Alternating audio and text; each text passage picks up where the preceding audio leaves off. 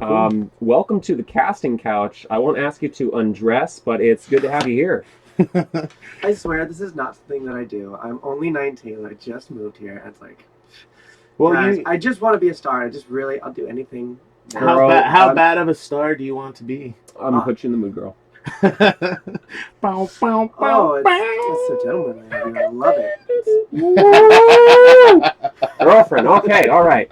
Welcome everyone to the Darkhearte podcast. This is gonna be episode 10. Joining me today is my good friend Ivan. He's the Duncan Trussell of my world. He's a good man. I love him. He's beautiful. Been here before. He's a recurring guest now. I'm hoping to have him back a lot. All right, hopefully, if I can. If you will have me. Absolutely. And Kyle, would you like to introduce yourself? Maybe say a little bit. We all kind of introduce ourselves as we come on. So, Alright.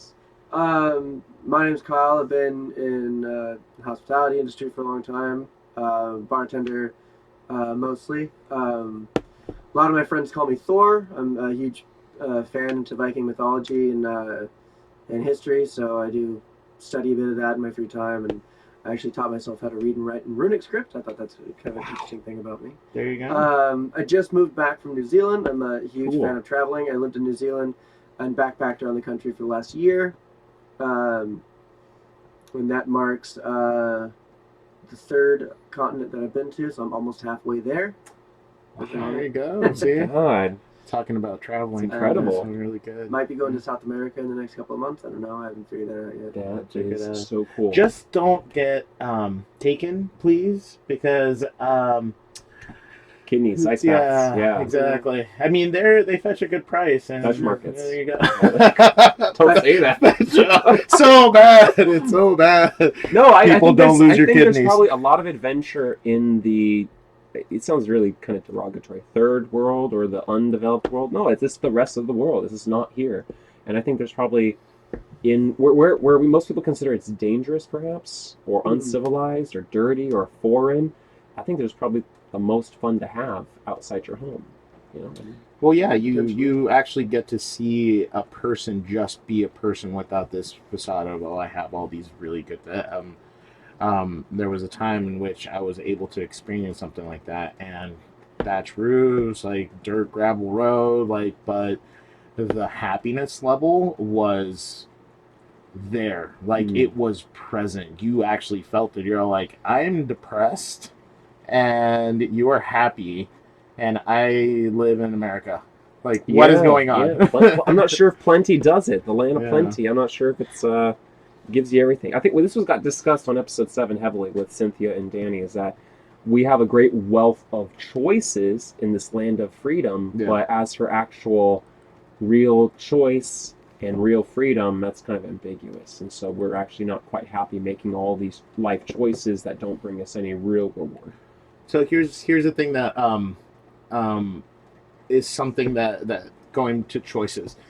Too many choices actually puts a person at a disadvantage, because if you have too many choices, you get the fear of missing out on your other choices, which is really interesting, because if you have less choices, you start to rebel against that and saying, you're taking everything away from me and I'm not free. So we as humans are never really happy. I think can we ever be happy as human beings? See, that's a dangerous question. There's well-being. I think there's joy. There's a lot of happy is such an ambiguous term, actually, too. Is happiness the same thing as morality, and how morality is relative? Mm-hmm. Good and bad are just relative towards a person. Can we toss happiness in there as well? The president says he's happy. The president says he's happy. I don't see that guy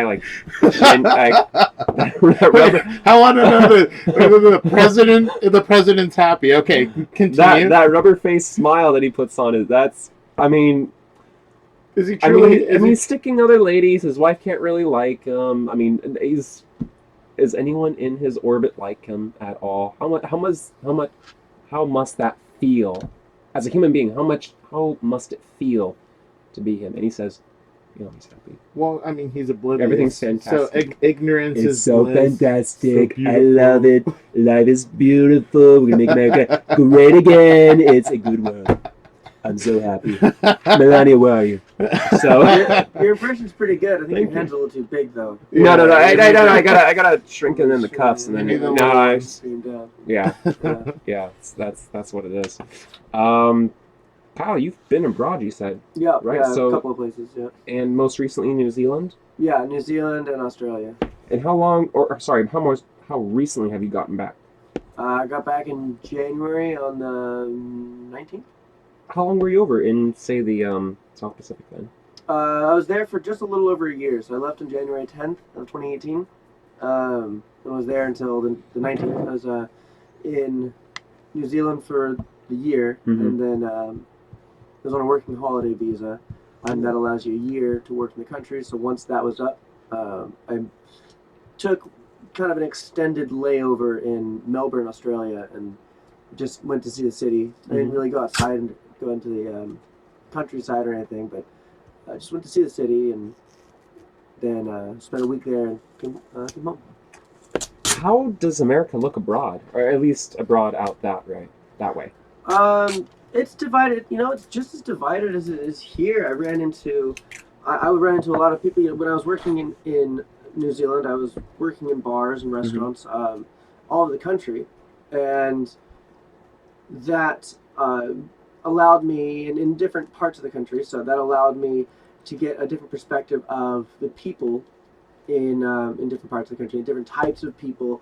Everywhere from big cities to small kind of hamlets, and even like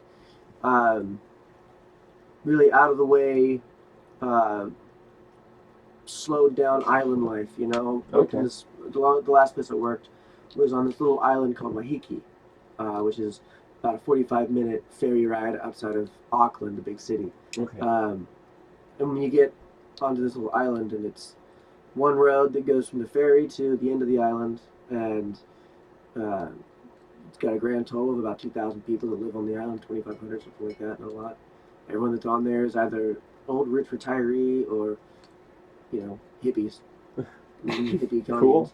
It's just slow island beach life. It was just a really different experience than what I'm used to, coming from Southern Orange County. Everyone's my whole go life. So, versus you're like, hey, it's okay, we'll get there when we get there. But you get a different perspective from all types of people, and I'd say it's just as divided because you have the younger generations, the majority of the people that live in the big cities, that live that working class life, that are always in the struggle, just as we are here, and they're really progressive, and they're like, oh man, I don't know what America's doing. I'd love the country and I'd love to go visit there, but you guys are making a lot of really bad choices, and your president looks like an idiot, and all this stuff.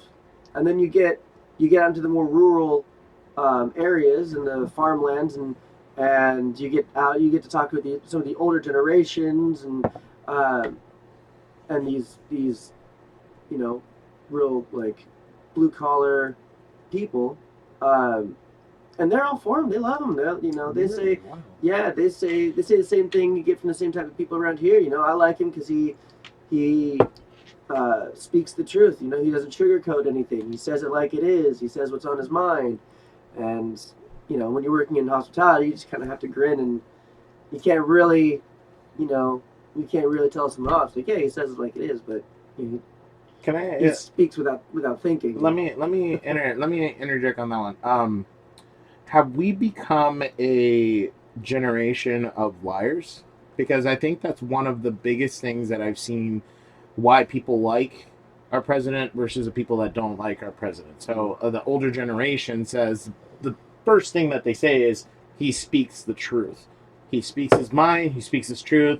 He's no bullshit. Going right there. So it makes me kind of wonder what our generation is. Are we liars? Are we the people that hold back, the ones that don't say anything? Are we the quiet ones? Are we like, does nothing matter enough to us for us to speak up? 2 notes that I could answer that. One is because of the advent of social media, and the ability to construct ourselves in our own way online. Mhm. There's an art to it, honestly. You know, what you put up on Facebook, what you put up on Instagram. You know, like you're constructing something, like filters and the way things are shot. So catfishing, basically. Yeah, yeah. So Okay. so we are all kind of lying. Like I've heard it said that all great art is good lying. You know, I mean, yeah. I mean, even with acting and everything, that's all. it's a it is. facsimile. It's not yeah. real, Yeah. right? So it's a great act, and we appreciate it for what it is, but Yeah. it's not life itself. It's life perhaps exaggerated sometimes, and we can appreciate something comedic in an art that's presented comedically, right? Yeah. You know, it's exaggerated, like my Trump impression. You know, Yeah. it's completely off, but you know, it gets a laugh. Yeah. Still. So I think there's some of that going on where some people see exactly what the president's doing. Like he said, not to be how he presents himself is not who he is behind closed doors. So if you hear that, you hear all the stories, you balance everything, then it's like, okay, he has created a huge act that he has perpetuated for a long time. And that's how I think a lot of people are. A lot of like people that just operate, you know, they have like one personality, or especially at work, but there's Yeah. someone else in another circumstance. So for then, example. so then the whole thing is just a one big catfishing. He's presenting this persona of being truthful and being out there, and that's the reason why people like him. But yet again, it goes back to the whole thing. Mhm. Was the generation before this that type of person? Do you I see what I'm think- I- saying? I It's think- like I don't have a lot of older people in my life, so it's really interesting to be able to kind of I don't know. Do you I have think- a lot of older people in your life? And then how do they act? Like, are they no balls, hold out? Like they go full on. They'll say the truth regardless of whoever's listening. Are they the type of person? Well, I've got one older person in my life that's kind of like that. Okay. You know, my grandfather's 80 years old, and he's kind of like that. Mhm. Bit of a temper, you know, that he's got, and he doesn't like to sugarcoat anything. You'll hear him, you know, when I go over to his place and the barbecue's over there, and you'll hear him on the phone talking to clients, and he's got his own business, and he'll be talking to clients, and he'll just randomly start into a shout, calling a guy a fucking idiot, and you know, like this is the deal, this is how it goes. If you don't like it, you can fuck off. Okay, so just straight to the point. Yeah. Yeah. Okay. How old do you think he would be? Who? The gentleman you're talking about, grandfather. My grandfather? Yeah. How old is he? Yeah. He's about 80 years old. Because I wonder, we were kind of talking about liars Uh-huh. and acting and the way that people come off. And I wonder how much of an act we enter into naturally and how much of it we observe. Like, are these all personalities created by observing other human beings or observing TV? You know, like we all have certain things, little things that are socially signs of being socially aware. Like little sayings, like, okay, my little Trump impression you guys both got, because Yeah. why that you're clued into the president Yeah. and the fun Yeah, he yeah. made about him. So I'm wondering if people are really just picking up and acting out things they see. Like, for example, they see the attention that someone gets and then they follow suit and copy that person to get attention themselves, right? So let's say that I think it has to do with TV as well. You Yeah. know, it's like you're talking about, let's say for example, an 80-year-old. He's this way. He came from this way. He came from observing his family, and this is the things that are life. There's not real a lot of entertainment. This is just who we are, me and Mhm. you. And then latchkey kids happened, which is my generation. I'm a latchkey kid. I was sat in front of the TV for hours, and I was my babysitter. You know, and I learned a lot from that. But all of it is, you were saying, so overly dramatic and so overly, the top, and and those are the things that I learned from. It's like I learned from sitcoms how to Me too, to be yeah. slapsticky and how to be out there and do that. And I don't think that was a big thing back then where they can acquire that. You know what I'm saying? I know, I hear that. I was maybe thinking perhaps that part of the president's act is developed by his. I'm not sure, but I'm sure he must have had Well, the dude like a watches deep. like Yeah, that's what I'm saying. TV, A lot like, of from a young age, Yeah. right? Like my dad grew up with maybe 3 channels yeah. in the 50s, but I mean that grew over time, and so by the time Yeah. he's 18 and 68, he had a wealth of color channels available all day. That's true, but when you turn 18, I mean, going forward at that point, your priorities change. When you're a kid, I mean, you have your toys, you have your school, you have your TV, and that's about it. That's your life, you know, at that point, or video games, or whatever you're doing at the time. When you turn 18, it goes into social, aspects. So things that you stop watching TV as much, you start hanging out with more people. You're interested in much more real world aspects, like traveling and being able to go to school and actually learn something, or work on your passion, and then at that point you start narrowing your focus on something. Sure, TV could have expanded at that point, but it wasn't a very big thing for that. At least in my opinion, I don't think that was a very big thing for him at that point. Maybe, I don't know. I don't know enough about TV at that time. I guess I'll have to pick my dad's brain. He's the same age as the president. It's always weird kind of talking to someone who's like been through all that shit. You should definitely talk to your dad and see how TV affected him. Like, that should be something. I pick his brain on all that shit. Yeah, because I feel like that has a lot to do with, just the question: are we liars, or are we just acting on the line that we've been fed? I think there's a deep drive to lie, to overreach. I'm big on those who kind of exaggerate in a way to attempt something. Like, I can't for sure maybe make this happen, but this slight bending of the truth will now make this happen. We'll So open up an opportunity. Exactly, and so I'm going to attempt it. Okay. I think Right? it depends on the way you are looking at it, the situation you're going into. Like, I think as far as social media goes, Instagram and Snapchat and Facebook and all these, Twitter and all that stuff. I think the majority of that, and you're talking about lying, little white lies and stuff like that. It's all about kind of a concept of keeping up with the Joneses. You only put the pictures online of your best life. You only post you take 20, 30, 40, 50 selfies, and you look through them all to find the absolute best one, the gem. If you don't like any of them, you take another 50. Mm-hmm. And you find that one gem out of 100 different selfies, and then you edit the hell out of it, and you put filters on it, and then you post that one picture. And I think that's winning formula. If you go through my Instagram, it's the same kind of thing. I mean, there's a lot of hardships and struggles, and I had a lot of down days and a lot of for New Zealand. That was the first thing that I asked you when you came back. I was all like, were you lonely out there? Like, what was there something behind that? I had a lot of difficult days, but if you go through my Instagram, it's nothing but pictures of, check out this cool person that I went and explored these tunnels with, or check out this gorgeous sunset, or look at this beautiful forest, or here's a picture of me in New Zealand, and I'm having an amazing time, blah blah blah. And like, that's the facade that we put out, because we want to, in the means of social media, that's the lie. We want to show the world that we are having this amazing life, that we don't want to show our insecurities and our depressions and our faults and our flaws. Mm. And then you look into what you're talking about kind of bending the truth, and that's kind of on the scheme of, like, lying on your resume, lying on your job resume, lying to make yourself look better than what you are. So then, essentially, and I know I'm beating the horse on it, we are liars.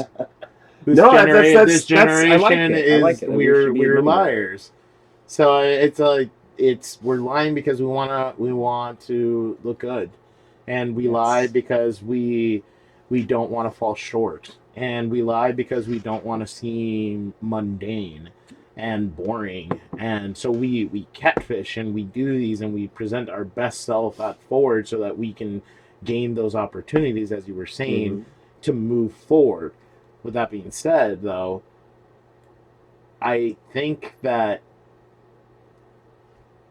in the past or older generations, I think they had their own way of lying too. So it's not.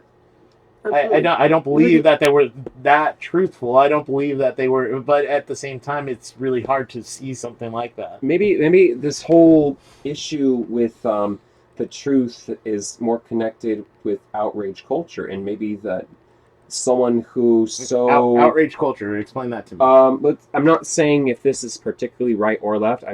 Most people would say that it happens on the left. I think it just happens in general because of the internet and the way that news spreads very quickly, especially if it's like hot, dirty news, or just something that's hot, right? Okay, something that will okay, gotcha. Right? So that someone like the president, who blatantly is that kind of braggadocio, lying well beyond reality kind of type, he's at the summit of all power right now. And it was kind of like a joke that he kind of got to the mid-level, the competition level during the campaign, right? It's like, holy shit, this is great entertainment. And, I'm sure he got a lot of love just because everybody called it a circus. This is hot shit. Yeah. And he got a lot of free attention. And then everyone's all like, oh no, he might actually be president. And then he becomes president. And everyone's all concerned about the truth. He's a liar. Nothing, it's all fucked up.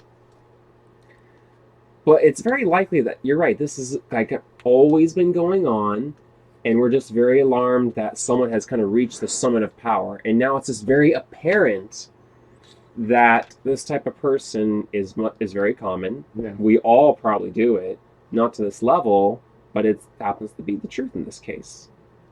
That's what I kind of think happens with the president. Now, with outrage culture, I think that might be like super strong reactions that are unwarranted. Mm-hmm. Like, I'm really big on comedy shows right now. I'm big on there's so many comics that I got into through Netflix specials. A lot of people that Joe Rogan has had on his podcast and his community people. But in particular, for example, like Tom Segura has, I think in his third special on Netflix, he was talking about, he has a routine where he talks about the words you cannot say anymore. Oh, being PC. Right. And just being on the edge, but not really. Right. Yeah. And it's like, I did catch that one. And here's the thing, is like this type of comedic act isn't even new, because George Carlin did like the 7 words you'll never hear. Exactly. And that was back in the day. And so basically Segura did the same thing right there in his show. And I'm going to forget which words he... retard was one of them. Yeah. And there was a couple others. But I think that was the one that he got the most flack for. Was saying that? And here's the bigger thing. He didn't even say it like calling someone a retard. He just said it. He said it, and then he explained like why he can't say it and the problems that it caused by, well, how do you then explain that kind of person? Yeah. That kind of thing. So he didn't even say it in the way that you could reasonably get upset with someone for saying it. Well, but that outrage culture, the PC police and otherwise, they all just jumped on it, and people lied about it. They created an alternate reality by, cutting clips and writing a lot, and they were trying to sink him and destroy him. And I'm wondering how much hate against the president is purely outrage culture reactions and people lying. Ooh. Nice way to turn it around. I know. There you go. That was good job. I like to bring it together. Yeah. When it comes to a situation where, okay, just putting it out there so that we understand like what I wanted to kind of convey in this episode is being a devil's advocate, looking at the other side and be able to understand the whole conversation instead of just your point of view, which is what I tend to do a lot. I believe in human rights, and I believe in all this things, being PC and not going out of your way to just be an asshole. I don't believe in that. But at the same time, I'm curious on the other side. What if you were the asshole?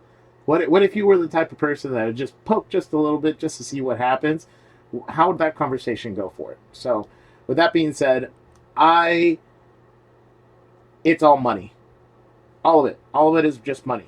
You have a person that says something like that, and people trying to drown him. And the only thing that the industry sees is, holy shit, we're going to lose money off of this guy because there's going to be a lot of people that are going to just be angry at him. They're going to boycott. There's going to be a scandal. There's going to be other scandals in Hollywood and any sort of institution that is making billions and billions of dollars will be buried because of money.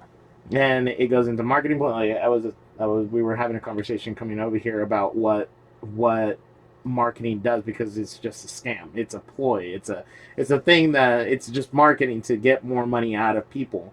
And I understand that. I get it. It sucks because I know that I would be really good at it.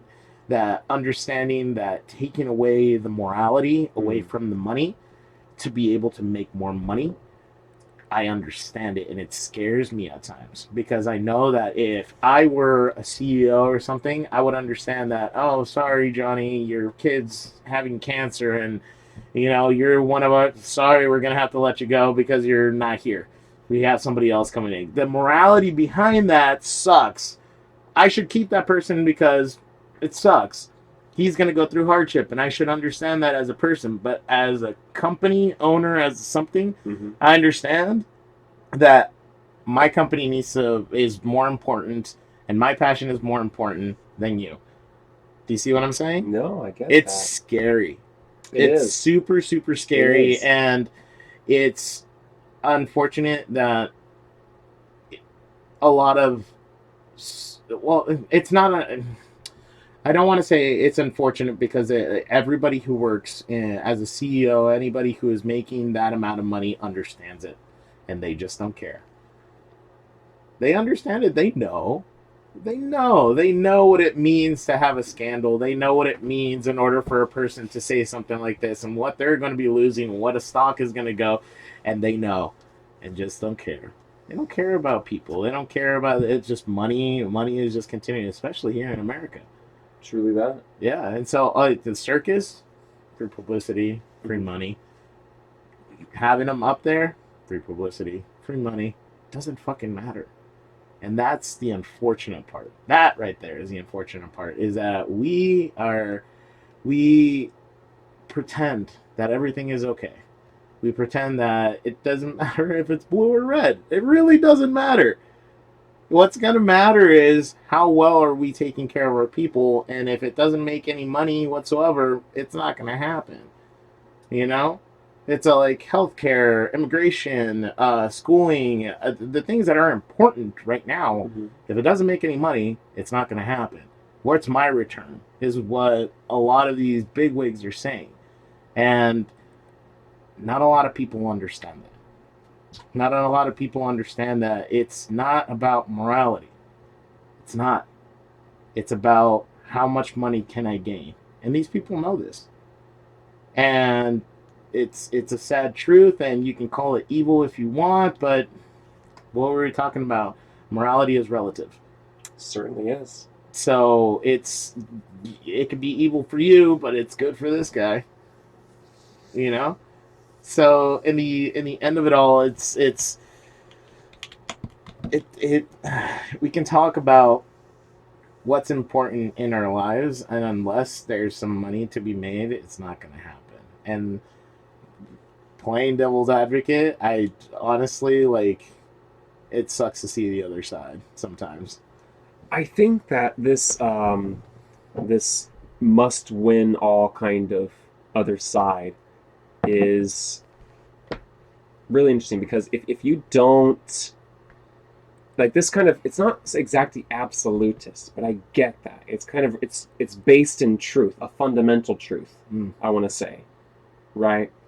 It's based in this is the way the world is. Suck it up, deal with it, kind of thing. That's what it is. I feel like a lot of that sentiment lives on the right side of the spectrum, and it's unfortunate but it is what it is. What can we do to change this?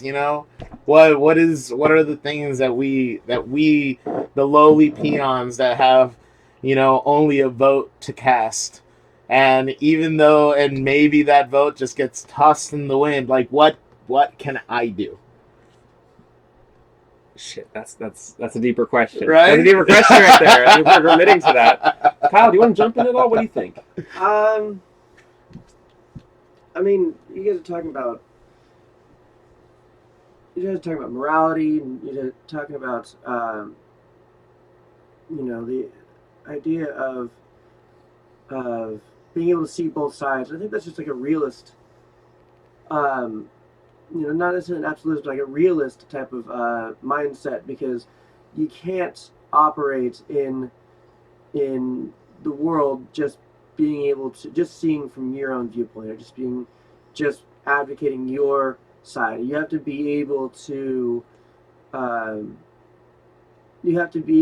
acknowledge and understand that there's never just one side of an issue. There's never just one side of the story.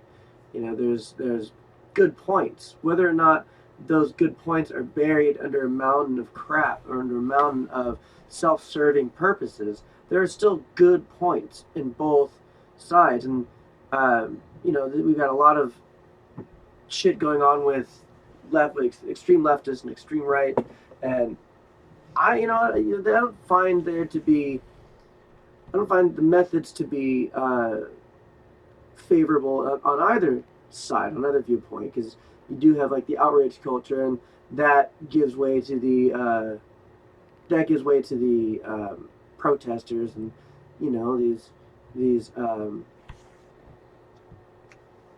these extremist activists, and I don't think that that's right. And at the same time, you've got these right-wing conservatives, these extremist conservatives, and they have some valid viewpoints, but it's all buried under hate speech and rhetoric and how things used to be. Yeah, these outdated principles and ideas that we're talking about, ideologies that don't adapt and adjust with the times. And I think that's the worst part.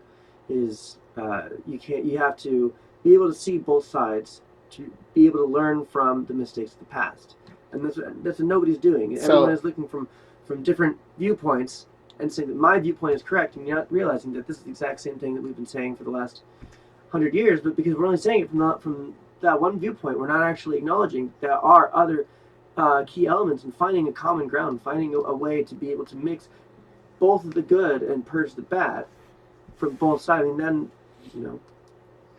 I think that we to be able to meld both ideas in order to do something. So we touched on peaceful agreement. We touched on this idea kind of briefly on another podcast. Is that we live in a world of systems, that are created from kind of past times, and they're carried on. Like, for example, we ourselves come from and live in the United States of America, an original system, which has kind of a constitution, a charter, if you will, that describes how we're supposed to organize and operate.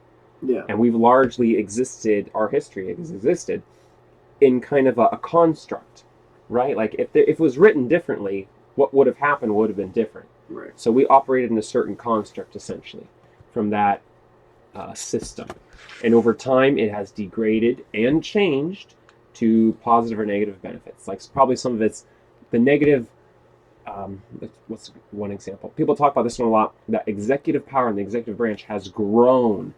And some people believe that's not correct, or the founding fathers' intention. Like, you always hear that kind of shit, right? Like founding fathers, and like, well, fuck, those guys owned slaves and had horse-drawn carriage. I don't give a shit. It was a whole different grew time. Fields of marijuana. Yeah, exactly. Man, hemp. Sorry. Sorry, I don't want to throw dirt on the founding fathers. Forgive me.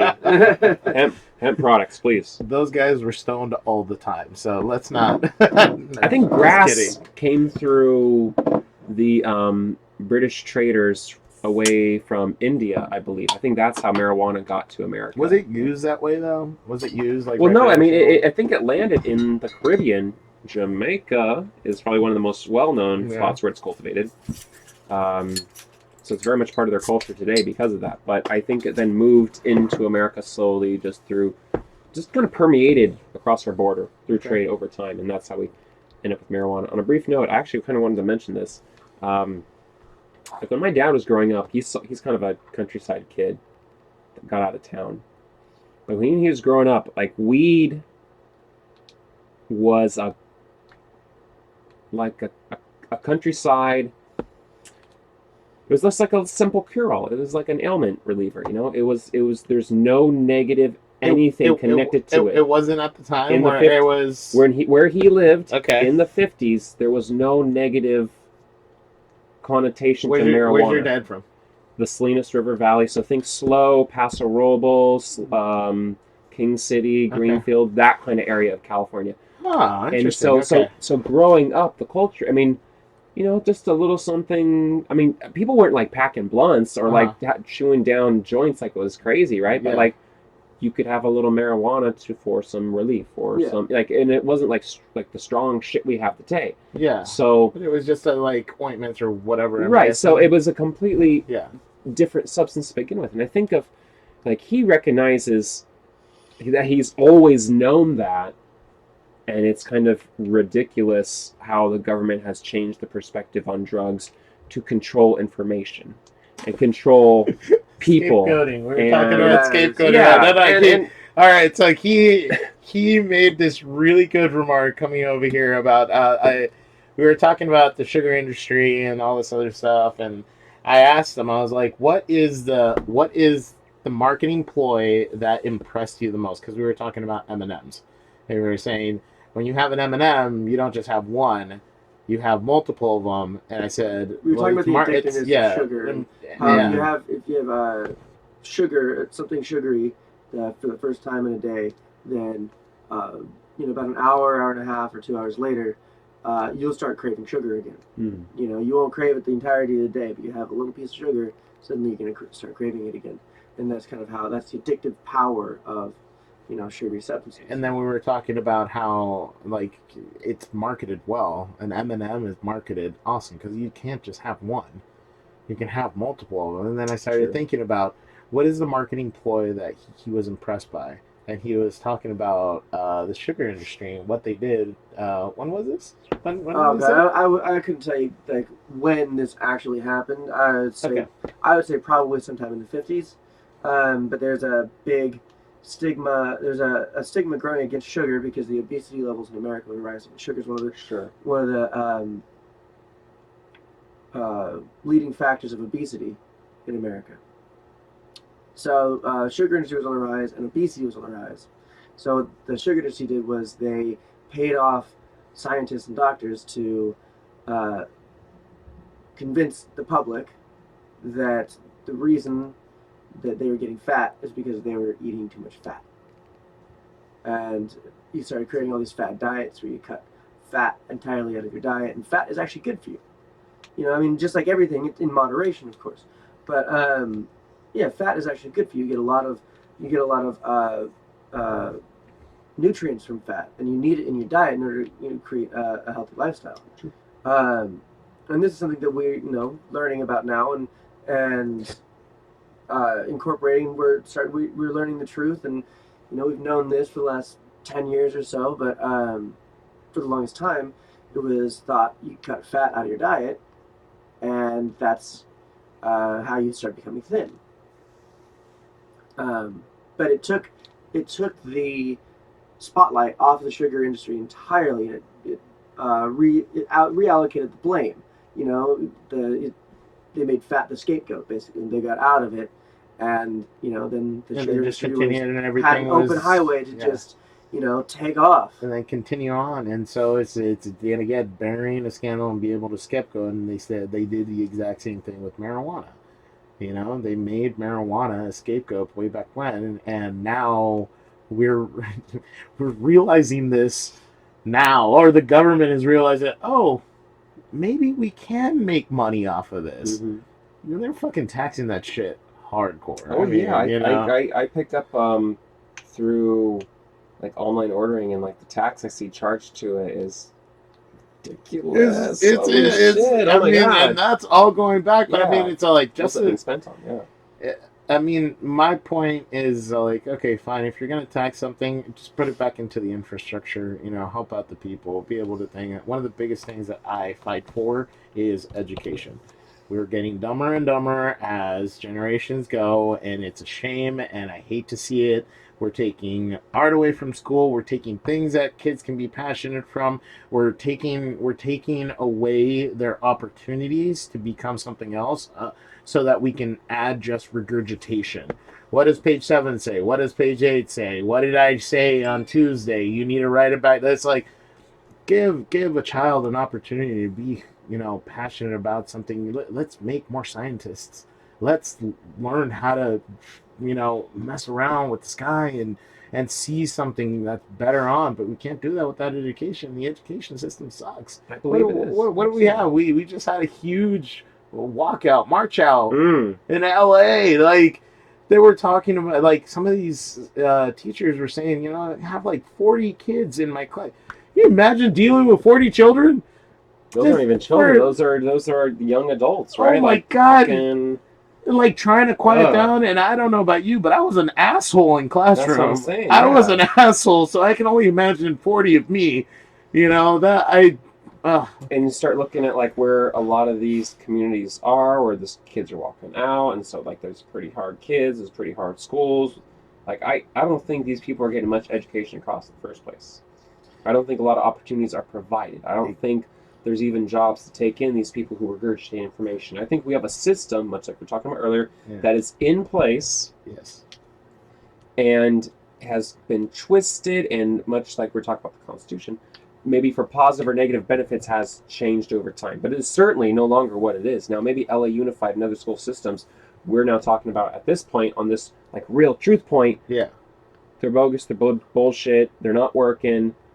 I mean, let's also say that our public education system was set up to create factory workers, right? Like we're meant to be factory workers, not artists, Ivan. We're not supposed to be musicians. We're supposed to be on the factory floor. And we that's got the box, right? And that's what breaks my heart. Like I'm all for passionate. I need more passion. I need a person to be able to look at me and say, "This is what I love. Look at the thing that I made." Like, no, I was like, yes. No, why? You're a unit of power, bro. Why? No, why? You deserve. Let me have that. No, that's what I want. No. You worked so many hours a day. I'll give you your labor wages, and then you have to go home to your cube and live in it, and then come back tomorrow. This is where life is at work. Work is life. Well, work sets you free. The 1%. I hate it. The 1% need a middle class, because if there's a middle class, then the poor and the destitute has something to strive for. Yeah. Oh, so it's a pipe dream. I can be a 1%. You know what? That's the point. Fuck that. If you're poor, if you're making, you're making $15,000-$20,000 a year. That's all you're making, right? Then you're poor. You're in poverty. Yeah. I mean, in California, what is it? It's like what is it? It's what do you make elsewhere? $60,000. It's like $60,000 right now a year is considered poverty. Yeah. That's poverty. I think. I mean, you guys can send me. That's what they say. That's what they're saying. I don't know about that. In California, the average. That's what it's saying. The household income needs to be at least 60 to 70. 2 years ago, it was only about, I think it was under 25,000 was considered in poverty. I don't know. I think the cost of living has gone way up. Regardless, it's a crazy fucking number. It's a number that we look at and we're like, man, if I had that money, I would be better right now. Yeah. But that's what I'm getting at, is that if you don't have a middle class, then you've got those living in poverty, those making less than $20,000 a year, and the only other group of people are making, 6 figures, 7 figures a year. Mm-hmm. That's what you're saying. Then there's such a huge divide there. You need to have a middle class. You need to have those people making $50,000 a year, because that's a more attainable number. So if you're making $20,000 a year and you see someone that went to school for just another year or two longer than you, and they're making $50,000 a year, that's something to strive for. So that's why our school system is the way it is. Yeah, that's but our college system is the way it is. You don't see that anymore. Yeah, you do. Like that's like where that's where my dad's at. My dad's in the middle class, upper middle class. But that was a generation ago. You can't even get there. Yeah, you can. Even if you go to school, I mean, just think about it this way, okay? A person that goes to school, because I know that I've worked with people that had PhDs Yeah. and doctorates, and they're still in the serving industry because they can't find a job. We cannot get there anymore. That's not a dream that we can strive for. Yes, we can go for it. Go to school. Everyone, go to fucking school. So Well, like, go and do your well, thing. then, Like, then go you're talking. learn something. But I don't feel like that's an attainable goal anymore. But see, that's the thing though, because you bring up that's why. Cause this is maybe it's my own personal deal, but because I've been in the service industry for 12 years. Uh huh. Uh, so when people associate the service industry with basically being in poverty, like that's it's a Yeah, people have a negative connotation of there's such a server life. Yeah. negative connotation to being a server, being a bartender, or something.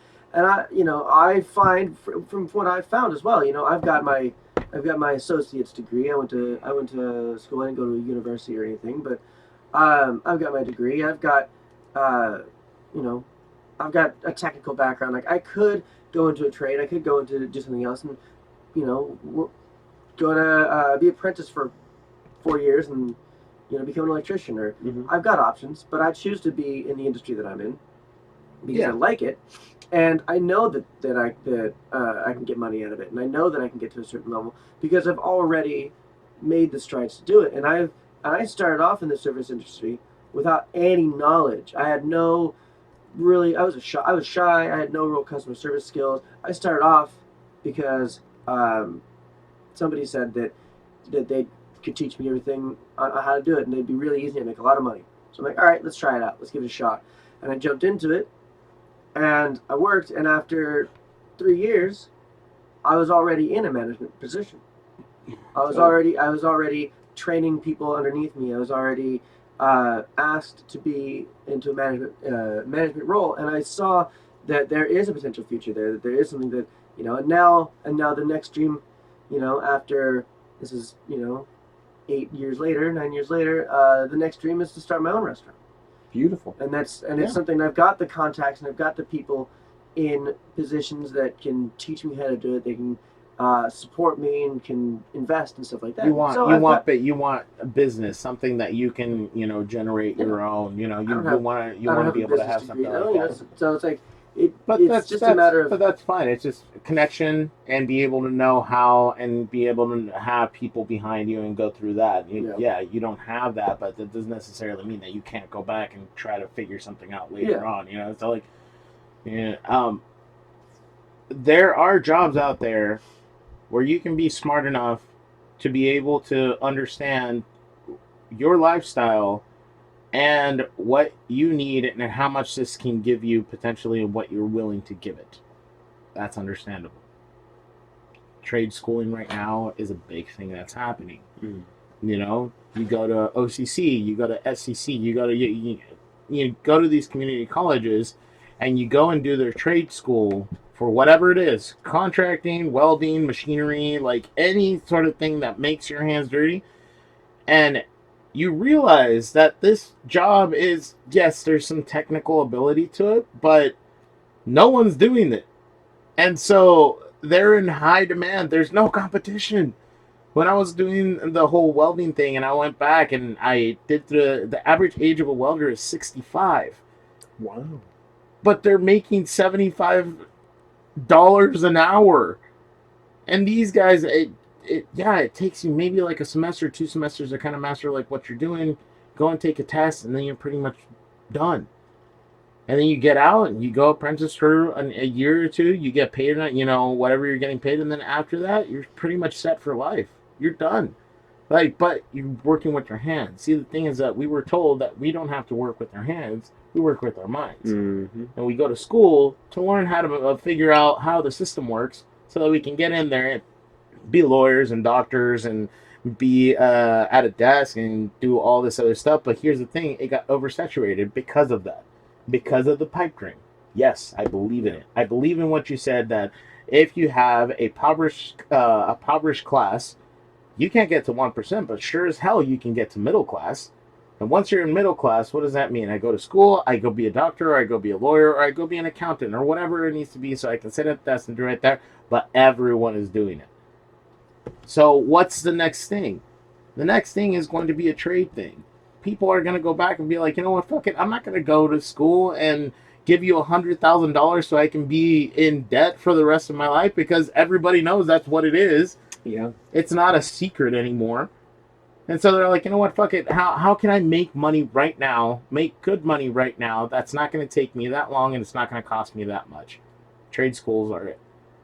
I think that's the next thing, which yet again it forces you away from a passion that you might or may not have, you know. But that's just me. I believe in art. That's just how I feel, and I think that it's dying, and I'm an advocate. So. Anyways, beer. Yay! Yay! Yay! Maybe we can like sidestep for a minute and maybe take it off and come back around because we have plenty of time at this moment. Yeah. Kyle, you were saying that you're kind of into mythology, Norse mythology. Yeah. I just binged all of The Last Kingdom on Netflix. Oh, I love that show. That was a really terrific That's great. kind of. I haven't seen that. It's really good. It's good. Is it good? Because it's enjoyable. It's not. It's kind of more like a real. It's a historical drama.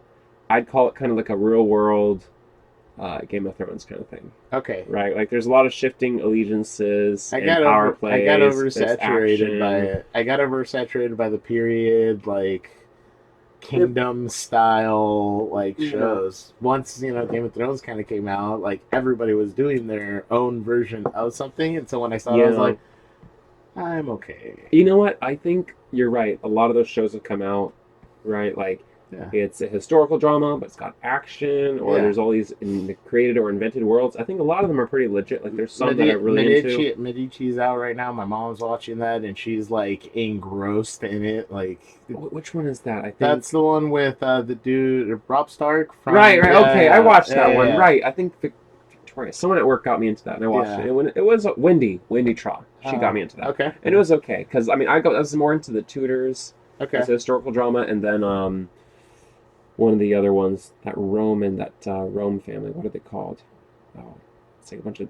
Was it Pomp? No, it wasn't the movie Pomp. No, it's this guy that's the Pope. Borgias, the Borgias. The Borgias. That was pretty good. There was some historical shit in there that was really entertaining. If you could act in any type of those shows, what kind of period piece would you want to act in, and what style would you like? Okay. Like, would it be an action or just drama? It would be both, and for good reason. I'll tell you why. And I'd love to come back to the North stuff. That's where I'd like to go. Sorry.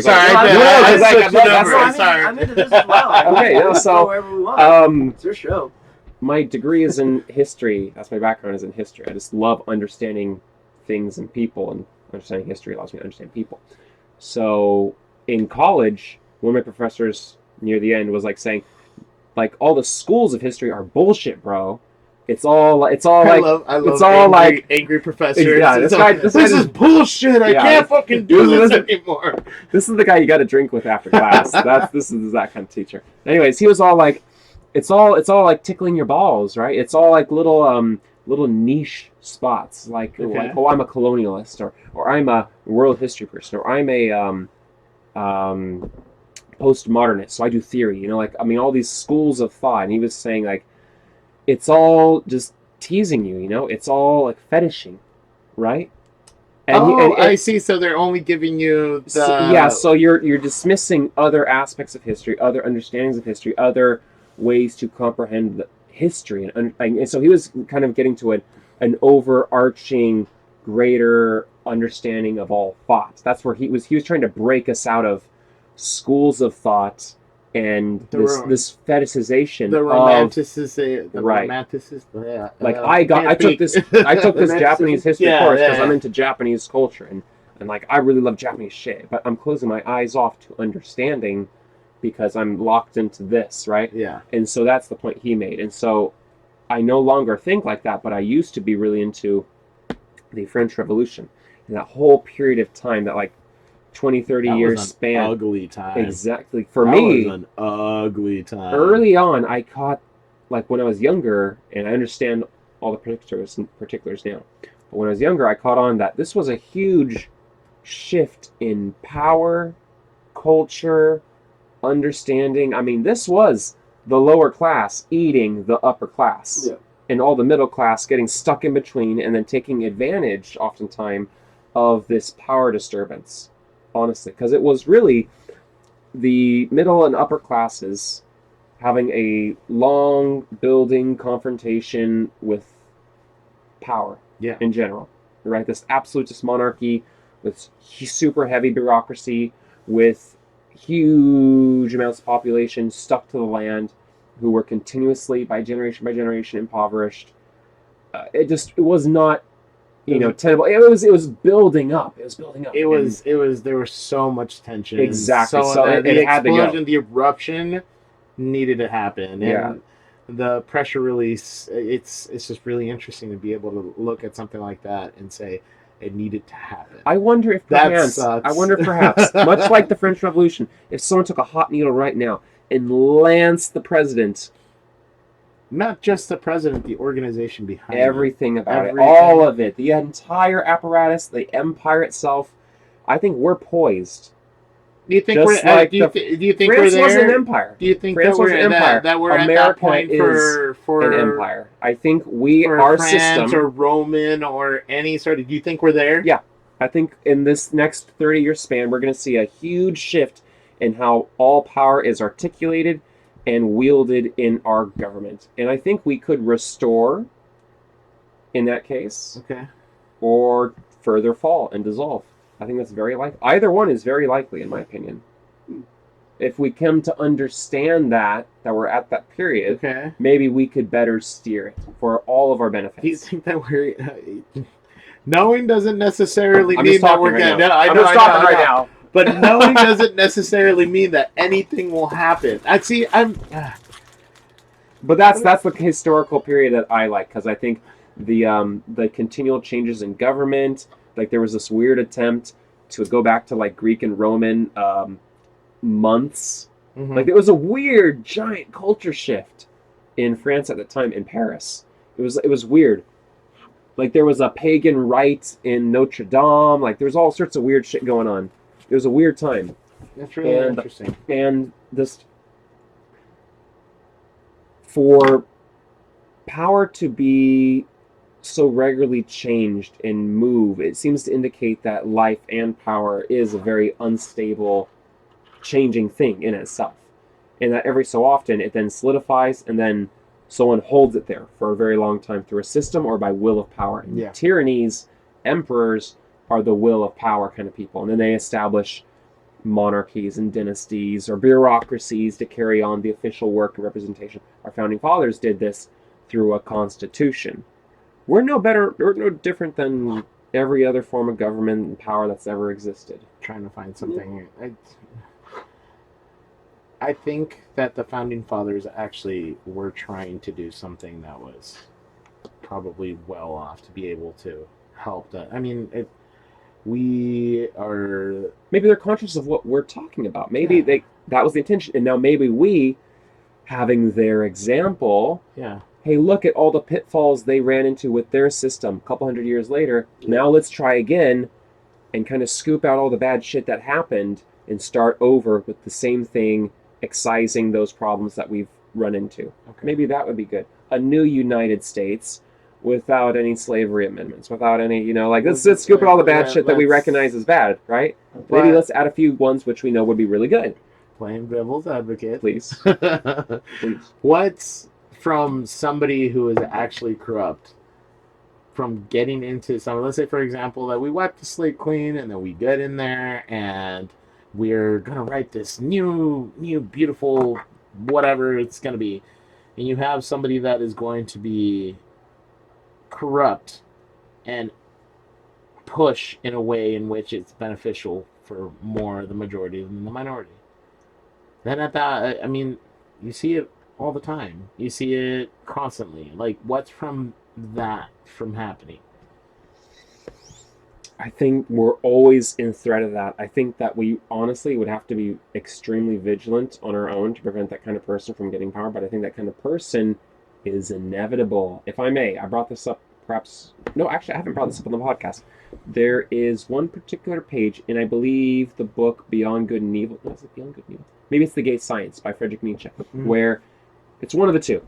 But he points out in one paragraph, you could put Trump's name in the book. He's basically talking about Donald Trump. He predicts Donald Trump as a type of person over 120 years into the future. He wrote out that this type of person would kind of come into effect, would come into power with how culture and the modern world was shaping up to be. Yeah. So I think that this type of person is actually inherent in society, and that where we have kind of landed now, this person has now found a way to operate quite easily. That in the marketplace of free ideas, that's the loudest ass there gets the most attention, i.e. Donald Trump. It doesn't matter what kind of show he's putting on, Ivan. His is the best show because it's the loudest right now. Very true. Right? This is the craziest fucking show we've ever had. Like, I like Carlin. He put out this good thing that, like, the world is a freak show, and when you're in America, you have front seat tickets. Right? Like, that's for almost everything. Yeah, and we have landed strangely in this weird spot. Like, Carlin didn't make it, but we're like, we have not just got front seat tickets, pardon me, but like this strange orange diva has landed on stage, and the whole theater's burning down, and we're really worried, but it's kind of exciting. Like, I feel like that's reality right now. The world's a madhouse, and we're living in it. It's burning down. Burning around, exactly. Except for the circus tent. We're like, one more time. Yeah. Oh my gosh. It's a tragedy, and if you look at classical dramas, tragedies are actually very common. They're quite enjoyable, in fact. Yeah. It raises the stakes of a story. Oh, right? 100%. And on a cliffhanger. Yeah. Raise the stakes. It's going to bring you back. What's going to happen next? Dude, the original OC. The original OC. Dude, that show. Yeah. Things were always getting bad, but you always fix them by the end. Yeah, you're like, what's going to happen next? So dramatic, but I loved it. California, man. Here we come. So you were talking about, an idea that I was kind of floating, now that we were talking about, civilizations that were in power and versus civilizations that got power taken away from them. Going to the Viking. I was just thinking that Ivan fucking go. Right? Beautiful. Thank you. Let's bring it back around. Beautiful. I like that. Take it away. If you had it, go for it. Go. So I got really into Last Kingdom, and that's got me like just looking up all the fucking shit I know about Vikings right now. Watching Last Kingdom, I didn't know as much about the Daneland Vikings and their role in how England developed, in fact. Oh yeah. And so like that's something that for me I'm learning a lot about. I know mostly about the Varangians and their move east through rivers into Russia and eventually settling in modern day Ukraine and settling Kiev and then they kind of eventually it all ends for them because the not the Turks but the Mongols, Mongols and the Vikings, but I love that whole world. There's something incredibly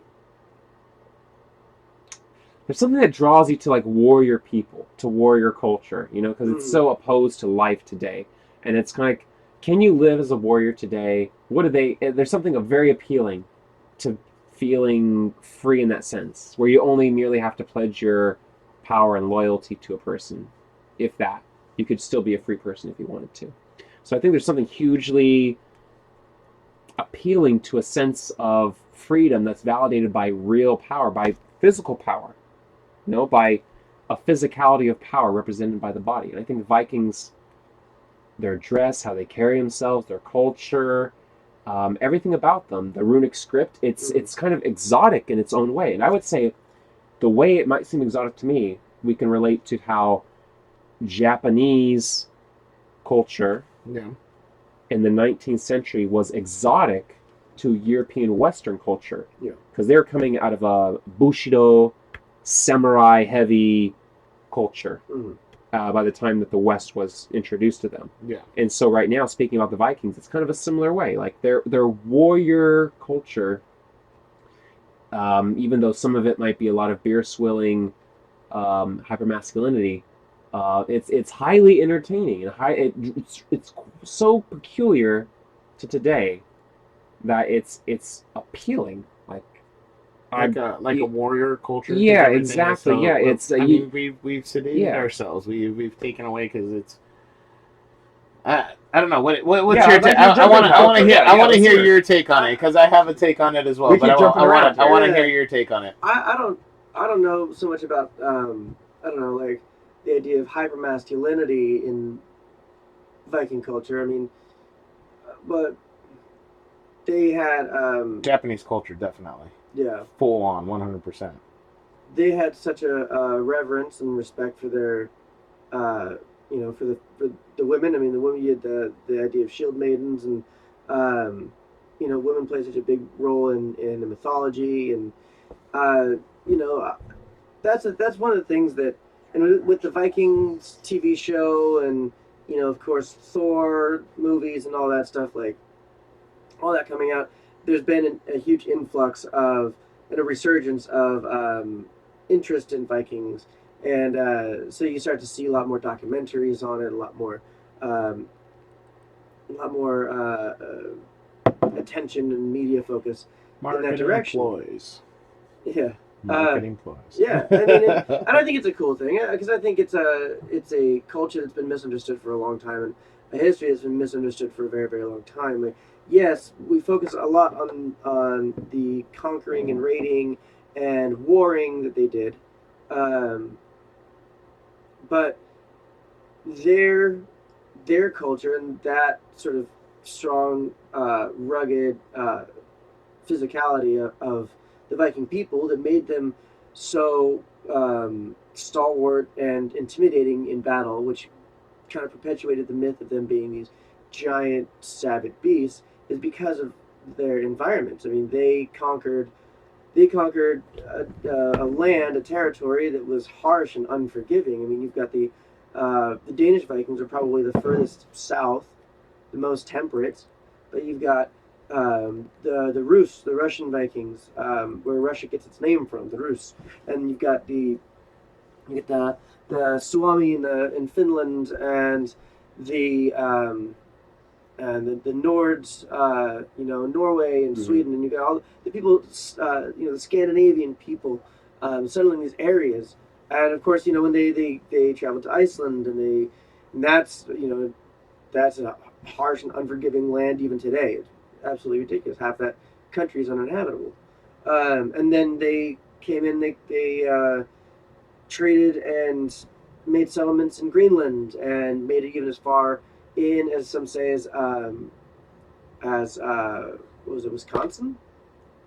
Wow. Really? I know Yeah, they settled in they- Greenland. They made it as far in as into the Great Lakes. Uh-huh. And they said they found some settlements. I don't know if it was as far as like Wisconsin or Minnesota or something like that, but yeah, Wow. definitely I could certainly believe it they because definitely made it far I- into the U.S. I know, for example, because I think we can also bring this back to the Greeks and something we mentioned in the podcast with you, actually, if I may. Juggle my mind because I don't remember. Let me use the Viking example first. Like, people talk a lot about the swarthiness of Sicilian Italians, right? Okay. If you honestly look into history, you could also say they're half black. Okay. Because when the Moors raided, they killed a lot of the men, they raped a lot of the women. So honestly, Sicilians are, half Moorish African, Muslim, honestly, if you want to get technical about it. Yeah. They have that olive, And beautiful before skin. that, they were blonde-haired, blue-eyed because of Viking raids and settlements. So Vikings certainly went the distance and spread their genetics, and it showed. And you look at a lot of places, and that's certainly the truth. I mean, they certainly made it in as far as trading in Turkey, and exactly. at the time, was it Constantinople at the time? Absolutely. In fact, you from Kiev and those trading routes in southern Russia, you were connected to the Red Sea. So there's coins and shells and goods from like the Middle Eastern southern basin in like Denmark and England, Yeah. because they're connected by these trade routes that are established by this Viking warrior culture. So they're stretched between them like that. I mean, they certainly, their mythology, I think, was what probably kept them most closely related, because there's certainly were very loosely connected. There's had very loose power structures. Jarls and chieftains essentially had a loose organization. I think kings were probably few and weren't exactly heated. Well, those. So let's talk about the populace and what their ideologies were of these societies. I mean, you were talking about battle ready, and that is comparatively to somebody who can establish and rule mentally. It's not that. It's not even comparable. You have somebody. Let's talk about the Vikings. Okay, they were smart. They were intelligent enough in order to be able to create stories and create these and be able to go where they needed to go and trade and do all this stuff. But they were battle hardened. Like if you grew old, it was considered a shameful thing. You were to die in battle. Yeah, you had to die in battle. Yeah. Like that was your thing. That's quite something to kind of set a fire underneath your ass. Like you should be getting out there and living. And it is interesting because exactly you won't see Valhalla if you don't die in battle. Now, what does that say about a lot of the people who are in technical parts of their culture? Like I was going to say, not only are they warrior capable, but they're master shipbuilders. Like long ships are the reason why they went as far as Wisconsin, as far as Sicily, and everywhere else that we've discussed. Like they've been to the far reaches. I don't think that. Well, I mean, maybe you can help out on this one because I'm pulling at strings. I think that maybe as a Viking culture and as a seafaring culture, because that's what they were, the majority of them knew how to build ships. Like that was it. Like you fought, you build ships, you raided, and you fucked. Like maybe drink beer every now and then. All the time. I just think I mean, building a longship is probably still, though, a technical skill. I know, but I think that the majority of them had that technical. Like that was just a thing that you learned. It's like a canoe. Like everyone just knows. This is a very nice canoe. Everybody just knows how to make a ship. A big napkin on it. I don't know. Did they have specific people that did like building, like carpentry and all that, or did the majority of them know how to do something like that? No, they had shipbuilders. That's the thing. That's what I say is that. That's why I say that Viking culture for the longest time. Well, let's call it what it is. Norse culture. Correct. Viking. Yes. Because Viking in Norse culture is a profession. It's something that you do. It was said that if you were to go on these raids, you were going a Viking. Okay. See, that's the way I So, understand it too. And so it was a thing that you did. It's not a Viking is a verb or a profession. In order to be a Viking, you needed to, have the favor of your jarl or your chieftain, and you had to have proven yourself in battle, and then you were allowed to go. Yeah. Right. It wasn't everyone that went. Got it. And you have so many different gods in the pantheon of the Norse mythology, and majority of the Norse people were farmers, traders, blacksmiths, shipbuilders. So then, so you hunters. were right. Yeah. So they were a society just like anyone else. They were a society of people. They had their townships and they had their feasts and they had their farms and they had their land and they had their wives and their husbands and their families, and they grew up just like all of the other tribal people of the time. So then what would happen to a farmer if he died of old age?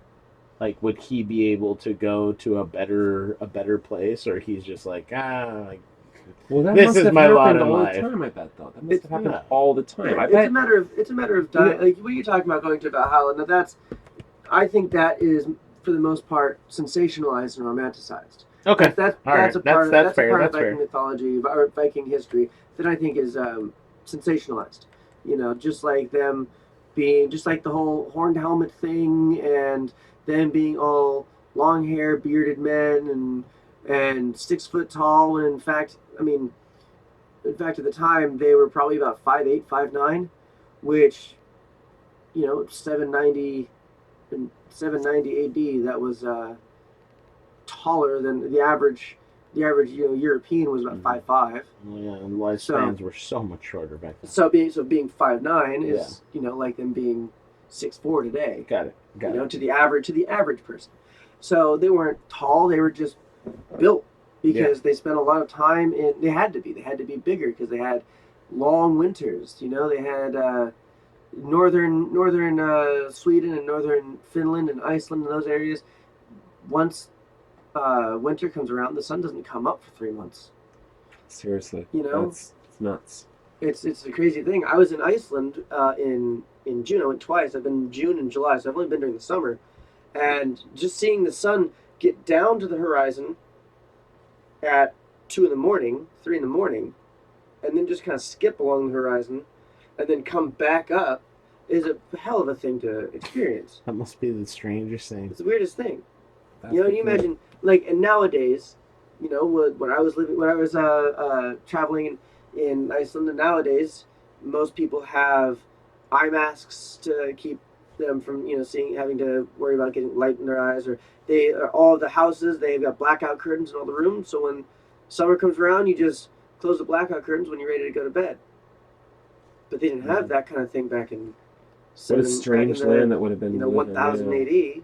God, just must have had mystical relevance, I bet. Well, I mean, the longhouses or anything like that probably didn't have windows, and everybody was just, sleeping in log cabins with no windows, which I think would probably be it. But not terribly sealed. You ever slept in a log cabin with a thatched roof? Well, I think what they Still do get is light coming in they'll mound it over with dirt. Yeah, That's what they'll do. that's like the ones the little huts and stuff that they found in Greenland. They build them into hillsides. And, but they're still.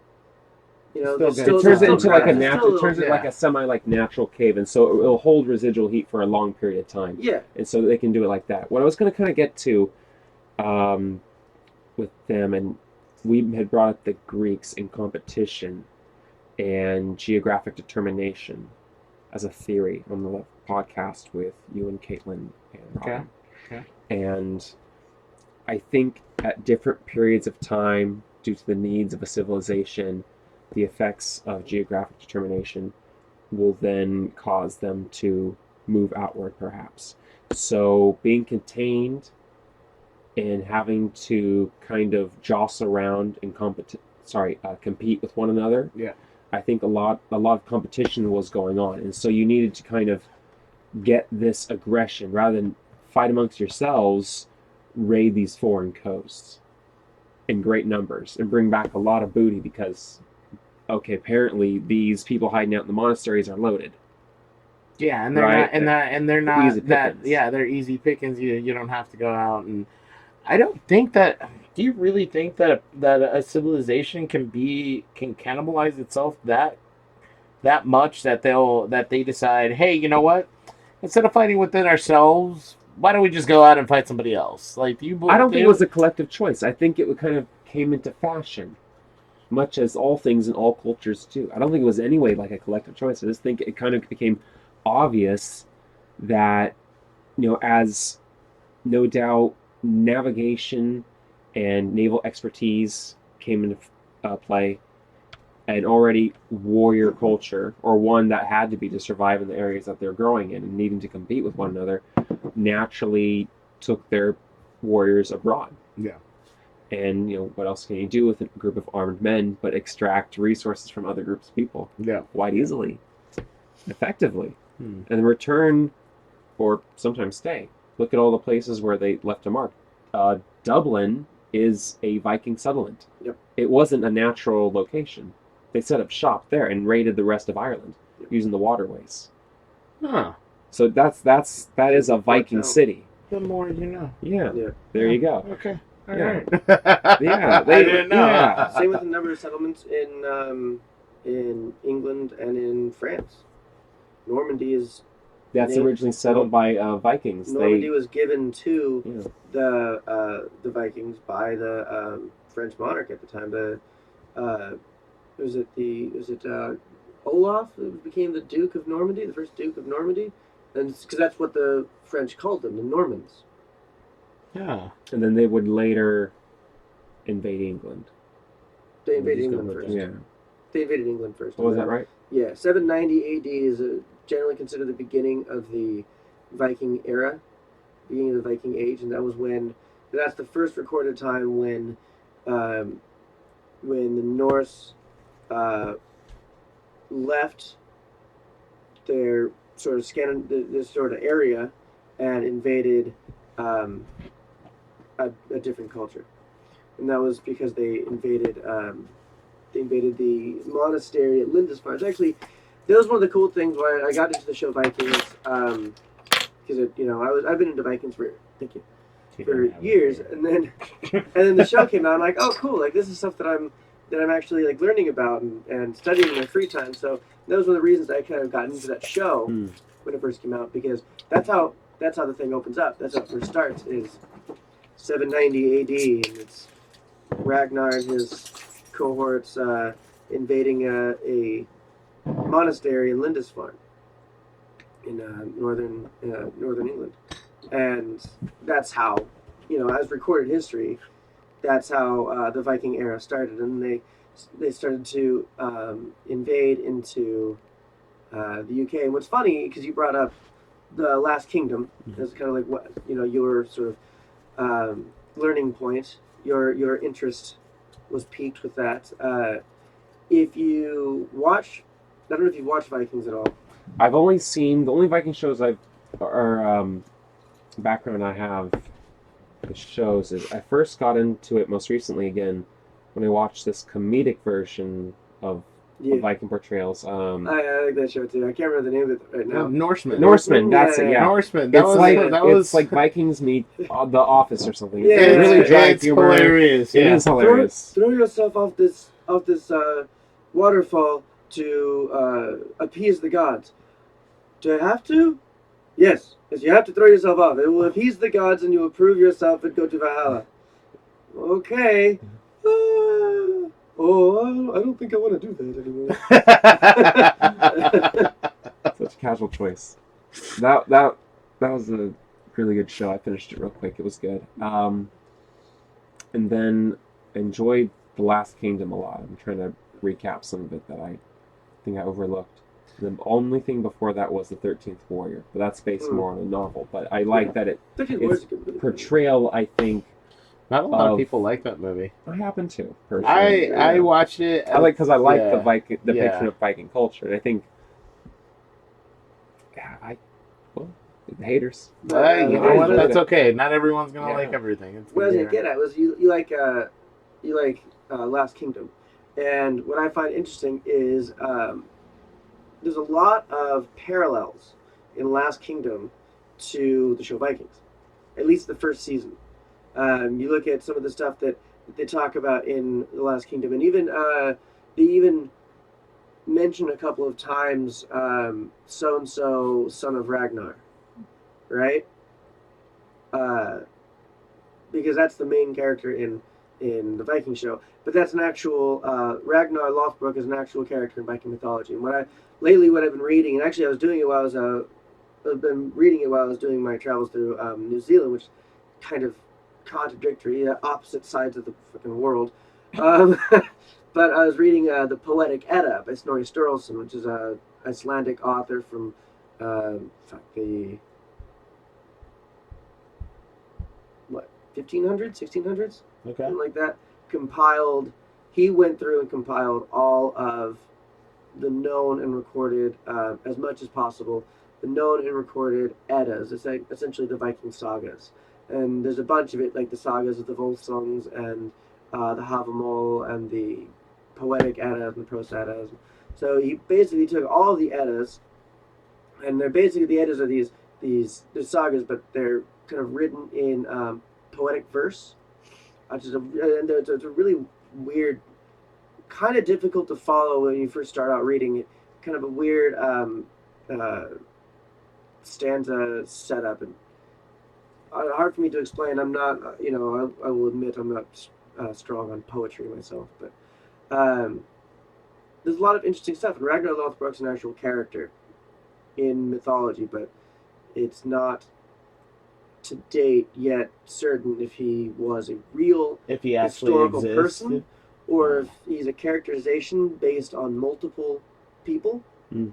But a lot of times you find characters with the last name of Ragnarsson. They use patronyms as opposed to pseudonyms for last name. That's really cool. That's pseudonym. Surname, sorry, not pseudonym. Pseudonym. Nickname. Get my words all jumbled together. But yeah, I find a lot of parallels between Last Kingdom and Vikings, and they sort of exist, though about 100 years apart. But they sort of exist in the same. They sort of reference each other from time to time. That makes sense. Like yeah. same universe. Because deal, in Last Kingdom, like the Vikings are already an established threat in the whole world of England. So that makes sense then. Where you're talking more about the origin of Viking attacks on England. I think if you were to watch them chronologically, you watch the first 4 seasons of Vikings, and then jump into Last Kingdom, and you find it interesting and relatively easy progression and flow. Well, that's really cool. I never actually thought about that. Huh. Okay, because I really enjoyed Vikings. Vikings is actually really I think really that good. people in general enjoy kind of a shared world and narrative and universe where things are kind of interrelated. So you think about like a show or a series which is popular and it spawns like a new parallel. Yeah, I'm pretty sure that's Marvel's bread and butter, right? that's Oh my like I was God. also thinking Star Wars most recently, how they've got the trilogies as the Skywalker narrative, Mhm. and then they're now doing these like side solo things. You know, I don't mean that like literally a solo movie, but I mean like the Star Wars stories. Exactly, yeah. So I don't know about those. Like some of them are like Rogue One was really good. I think they're actually cutting back. I don't know if they're gonna do another Star Wars story. Yeah. At least from what I've heard, I think that Solo actually kind of killed that thread, and they're like, maybe we need to pull it back. I don't know what they're gonna do. Disney has so much pull and tricks under up their sleeves that. What happened in the first place? I mean, I talked about this, I think, with Andrew, is that there was an issue between Disney and the people who were making the movie. I think the people who were making it originally were the Lego Movie guys. Okay. And they were kind of just, I think, making something more enjoyable, more of like a Western. Okay. Maybe. And that wasn't what Disney maybe wanted. And so then they got fired, brought someone else in, filmed a whole bunch of new stuff. But I mean, like that worked for Rogue One, I heard, because the same thing happened. Really, Rogue One? Yeah, that's they what did a lot of reshoots. Oh, yeah, they did a lot of reshoots like this. So, like that's apparently very common these days. And I don't like what direction you're going. Well, maybe this is an instance where that top-heavy hand didn't pan out into a money return. Exactly. Maybe the original idea would have been a better concept that people would have enjoyed. So maybe that's where that happened, and they're now reformulating their plan. Who knows? I feel like the newest trilogy is gonna be kind of weird when we remember it, because it's gonna look kind of peculiar. Because I think like it's drawing a lot on the originals. They're pulling at the nostalgia strings is what I think that they're gonna probably try to do. They were trying to do something different with the last Star Wars, and it, at least in my opinion, it didn't pan out very well. I know that there's a couple of people that really enjoyed it because of what it was, and it was a fresh new take on it. But since episode 1, they were trying to bring back that nostalgia factor. So it's like, if they're gonna do a whole nostalgia thing, just keep it a nostalgia thing, and if you're gonna change it, make sure that it fits both sides so that you're able to transition well. The transition was just very jarring, at least in my opinion. But it's, who am I? We're all critics. We're all critics. We all have our own, we all have our own little opinions. But, yeah. So, Vikings. Oh yes, they're so much fun. Well, No, I'm just really into their culture right now, a whole lot. Yeah. In a deep way. the Viking, Like, yeah, the Viking culture. Yeah, like I want to try and pick up something to read up more on them. Okay, so let's talk about other warring cultures and maybe the Jeffo. So you were saying that Well, maybe we could the say something about them real quick. Maybe. Okay. I was just thinking about this, and we kind of mentioned these raids. Yeah. And also beforehand that all the Vikings, well, it's a thing you do, rather, pardon me, right? So there are whole people who have, a pastoral life, I bet, like they farm, they do all sorts of things like other types of people, no doubt, in many different places, even isolated from each other. Like Iceland was probably far distant, isolated from the rest of all other Norse culture. Yeah. So we see them as a warrior culture,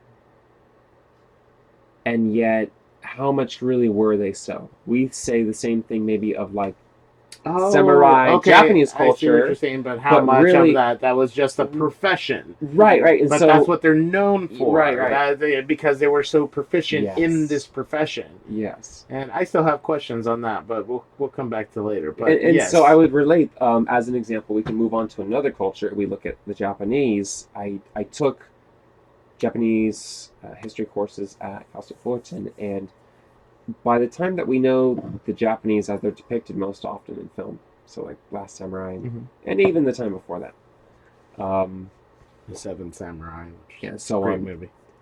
Once the Tokugawa shogunate starts, I think 1605. By that time, like the samurai exist as kind of a sectioned off caste. Like they basically have an established caste system in Japan by that point. And so you exist to probably about one of four classes. And then in the samurai classes, you're broken down into further classes of order by which you are paid koku, in order, basically an order of rice. And that rice represents monetized value, basically. And that's like a pension, basically. So here you have an established caste that you're born into, and you have a pension for life. But as the value of rice fluctuated over time, then your fixed value of koku went down. So then your class of life kind of changed. Okay. So you can see how a warrior society can change when it doesn't have an outlet, or what we consider, again, a warrior society, or how a warrior state. So let's see how we look at these warrior cultures as we not just discuss them, but let's see how maybe they peter out. And what's the result of them, maybe? Because we look at the Vikings, and we know them best for being raiders. And what did they do? They raided, and the Dublin, well, they kind of set up shop and integrated. They set up a lot of shops. I mean, they were the start thread to a lot of things. Sure. And so like we I mean, at Kiev least and Rus, Russia. At least Europe has a lot to look at and say, oh, this is Viking, or this is these people. Yeah. But then, I want exactly what you were saying. I want to know like the repercussions of them petering out. You have a civilization that is not very intellectually forward, like America. That's not a warring nation. Like America, who uses all their intellect in order to be able to move things forward and kind of like muddle around with people in their lives in order to create something and move it forward. What were some of the repercussions that happened with the Vikings when they petered out? Like, first of all, how did they peter out, and what happened afterwards? Well, did they really peter out? I mean, at one point they stopped. The Viking Age came to an end. Okay. The Viking Age came to an end. Suddenly, so for the longest time, the Roman Empire wouldn't ever war up into Denmark. Okay. They would never war up into Denmark. They wouldn't go that far up, because they'd get up there and they'd see these people dressed in bear skins, you know, freaking moose jaw on their heads, and coming out and screaming bloody murder with their axes and it would just be axes. it'd just be lunacy, and they're like, they'd come out in en masse and just absolutely fuck up the Romans' day. So they wouldn't go up there. They'd say that those are not men; those are beasts. Yeah, they are savage beasts living up there. We're not going to go up there and fight them. So the Romans just left them alone. Yeah, and that's how the Vikings were allowed to, the Norse were allowed to establish themselves in their areas and sort of build up their own culture and their own way of life, and then ultimately coming into to England and scaring the crap out of the English at the time. The different areas of England, and scare the crap out of them.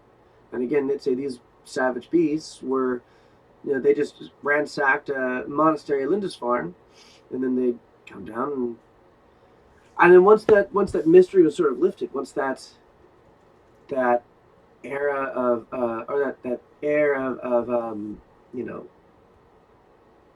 intimidation sort of lifted, then it became easier for different peoples, as you said, like the Mongols and that to come in.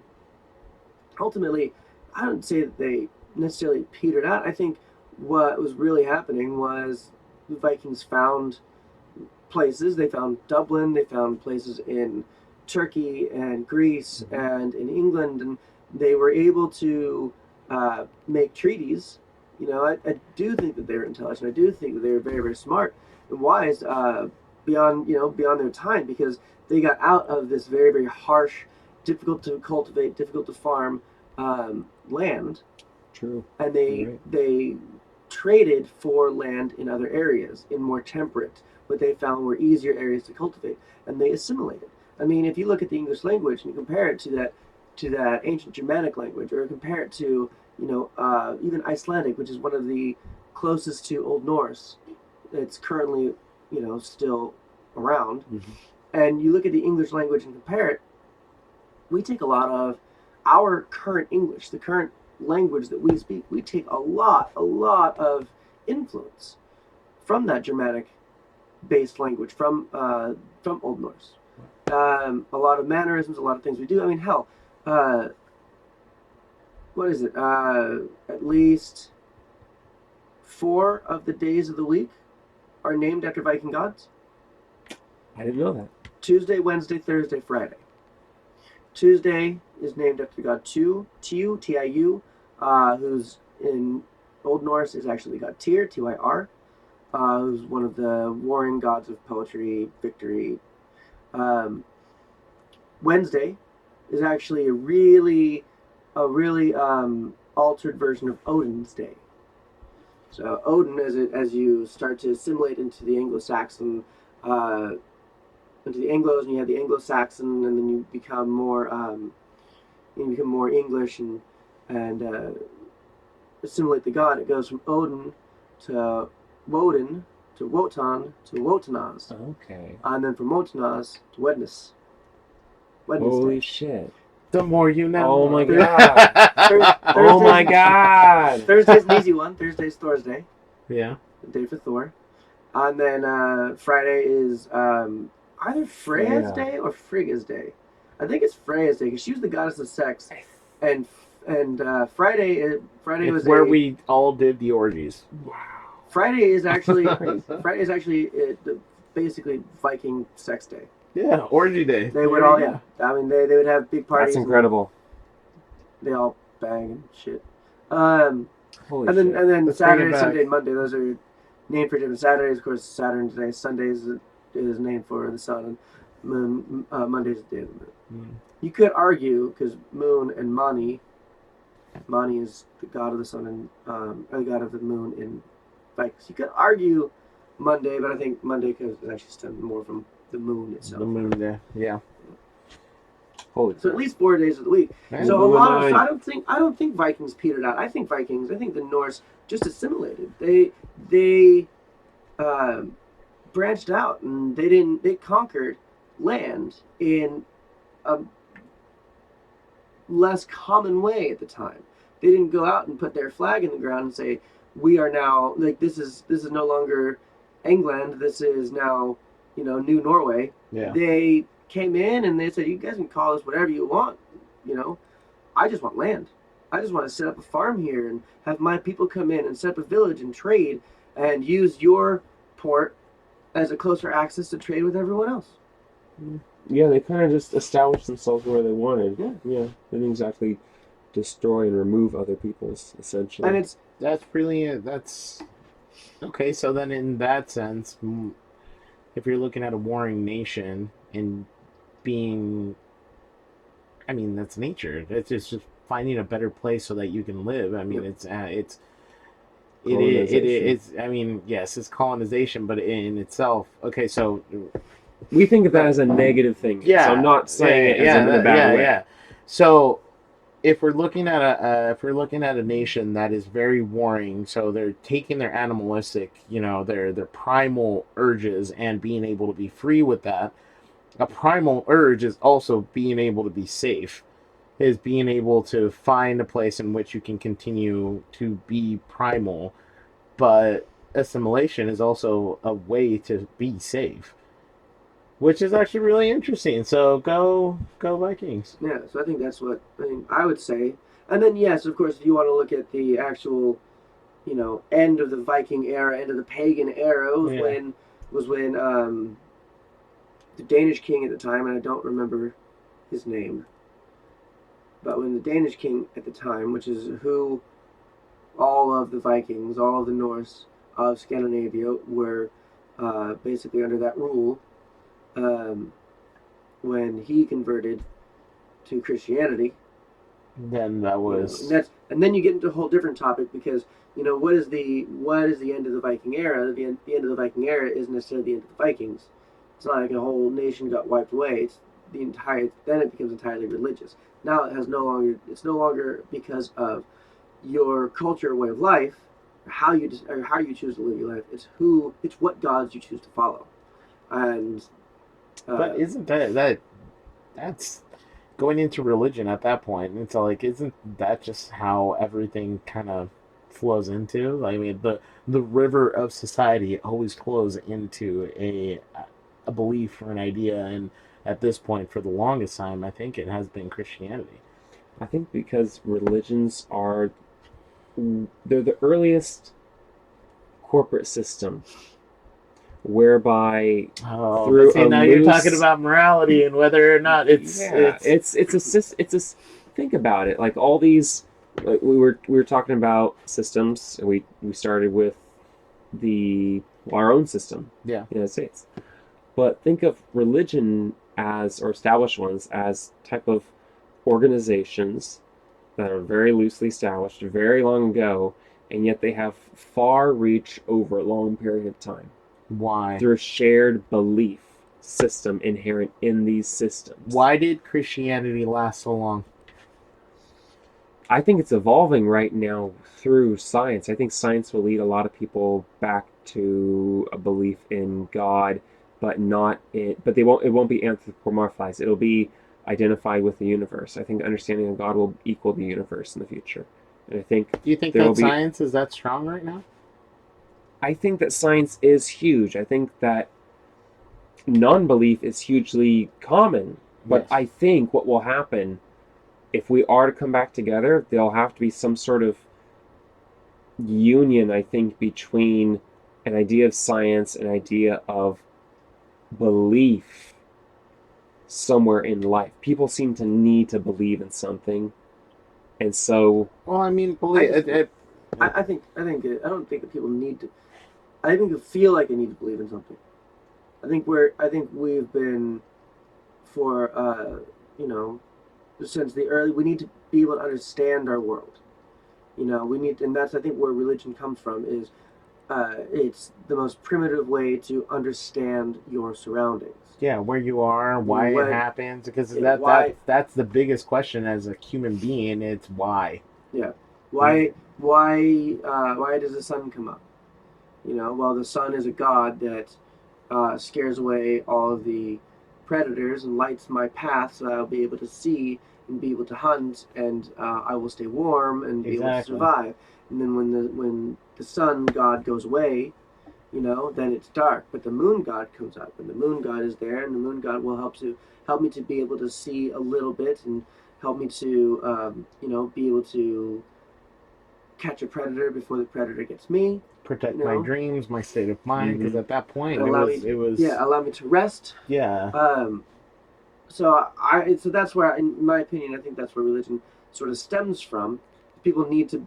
I don't think people need to believe in something. People need to understand, and I think that unfortunately, it evolved into a belief system. It evolved from a loose idea into a belief system that uses its people and gives fear tactics in order for somebody to continue following it. Well, we now feel like we need to believe in something, and people do need to believe in something because we have for millennia. And because it's an indoctrination. I mean, when I don't know your family life, but my particular family life is I was born a Catholic and continued to be raised that way until a point where I was like, why am I here?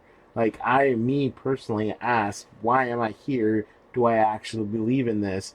And is this even something that is for me? Which I feel like should be a choice that people should have. Is, should I even be here? Is this something that I want? But it's not. Because of time, because we're indoctrinated, because of how long we've been, thousands of years in it, we're not given, or loosely given, that opinion or that option. I think that I get where you guys are coming from, and to be honest, I was probably at where you're at not so long ago, but I kind of had to reconcile something at a certain point where, how are we ever going to expect to rein in that immense part of the population that does believe in God in a real sense, even if it's in a very still distant way? Wait, I don't understand. Like, why would you want to rein them in the first place? Well, let's say that. Well, for what reason are we then discussing why it may be unfair, per se, to raise someone that way? That if it does indoctrinate them, if it is perhaps dangerous. No, dangerous. Okay. Not even to development, because there's a lot of theology behind being raised in a religion. Because, I mean, think about it this way. So, one of my biggest ideals is that if we were just born and left out into the world, we wouldn't understand right or wrong. Okay? So we would just understand our primal urges and continue moving forward. Most animals, if you look at it, if the baby is wrong, mom will just leave it there. To us, that is inhumane. That is horrible. How can you just, it's like, but it's survival of the fittest, so it makes sense. We choose to make our morality something much more than what it is. Like, we have this ability to say we're right and wrong. I believe that a person is born, if you want to call it a certain way, evil, primal. We just want things. We just want them because our body needs it, because we want it, because we want to be safe, because it's me first. And unfortunately, me first is an evil. As we grow up and as we start seeing the people that are around us, we learn to be good. Some of us don't. Some of us do. And we strive in our surroundings, and that's what a goodness is, from our surroundings. Being raised in a religious family or in a religious way of life teaches you those fundamentals on how to be good. At least some of them. Don't fuck over. That's why I said at least some of them. I didn't say all of them. I said some of them.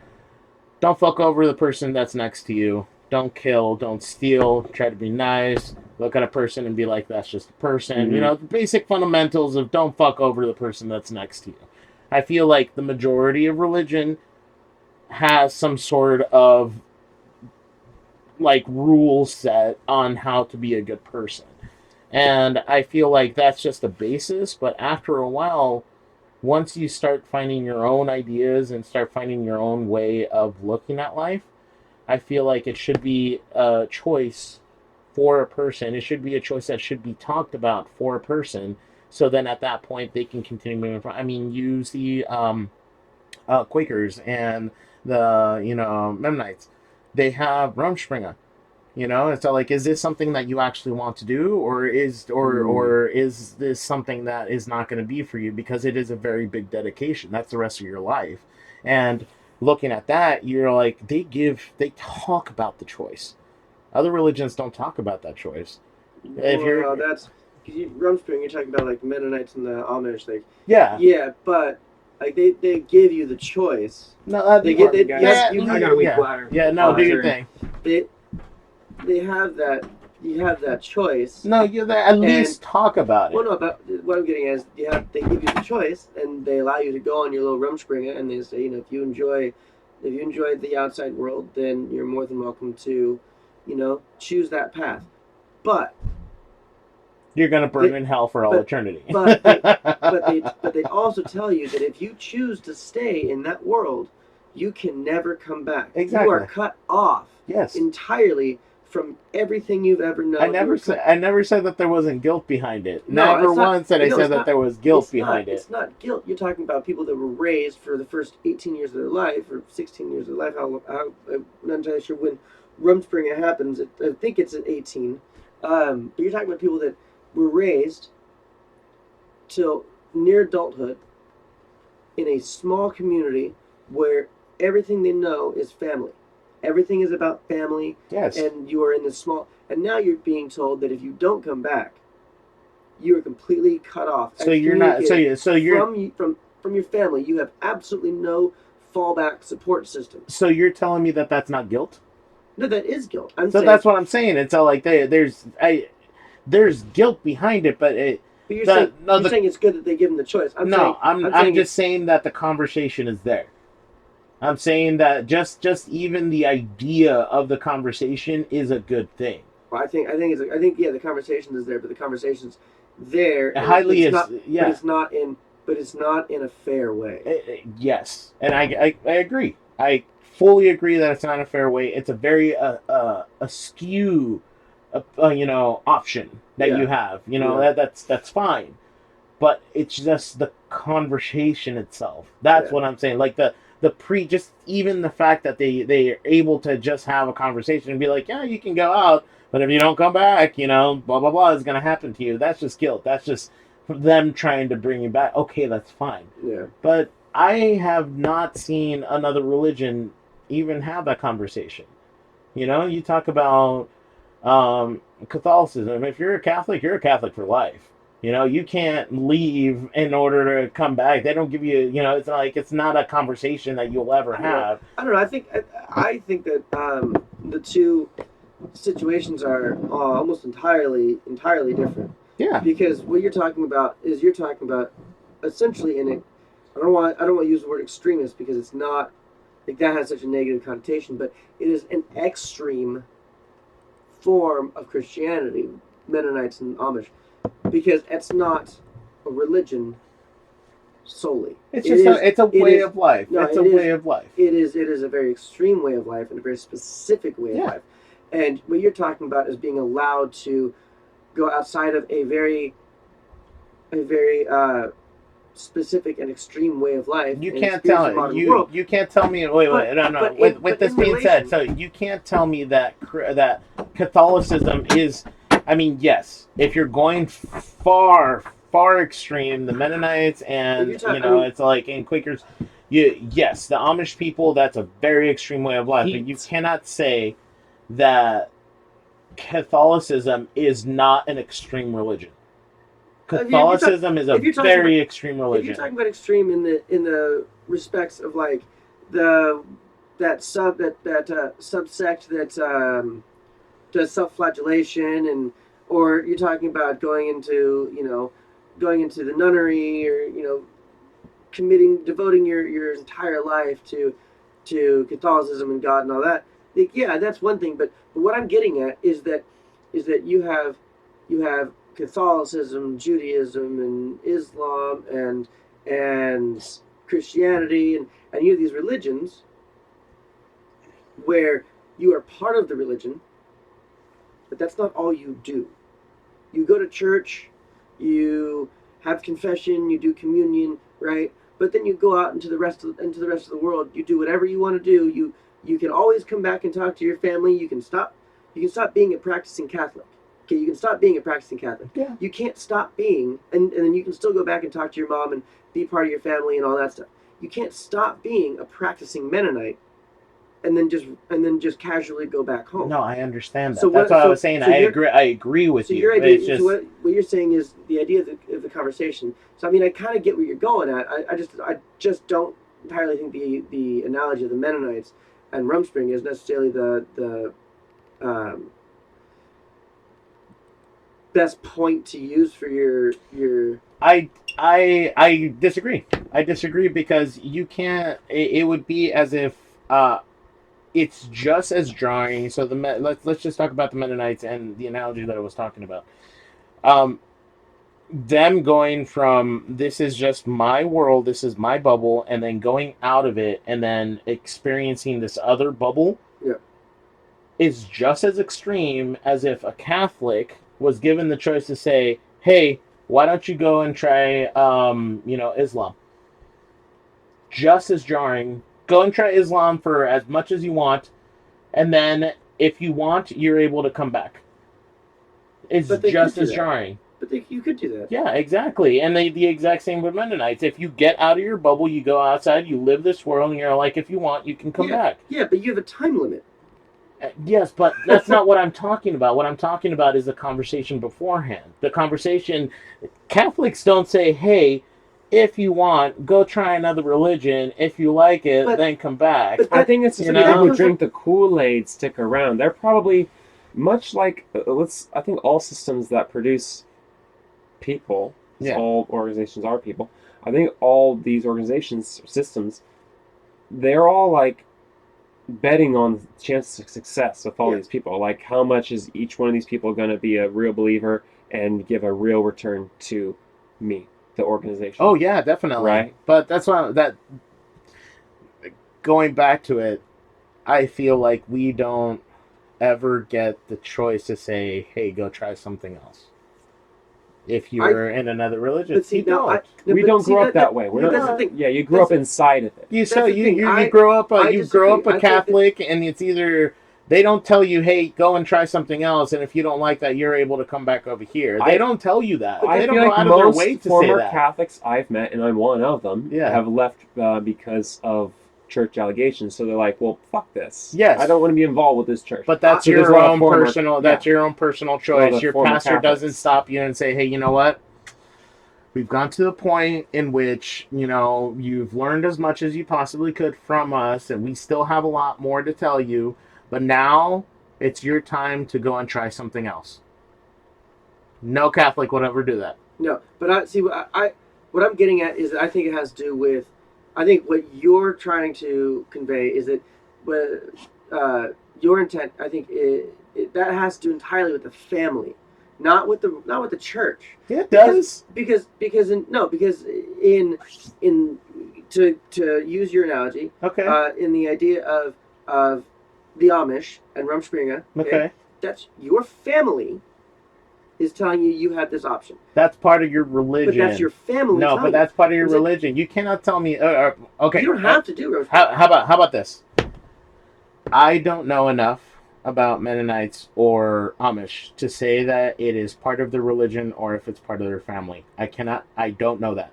So with that being said, I cannot give you correct. It's their way of life. And argument behind something like that. It's their way of life, but I don't know whether it's the family saying, "Hey, go out and do Rumspringa," or the religion saying, "Go out and do Rumspringa." So I don't know.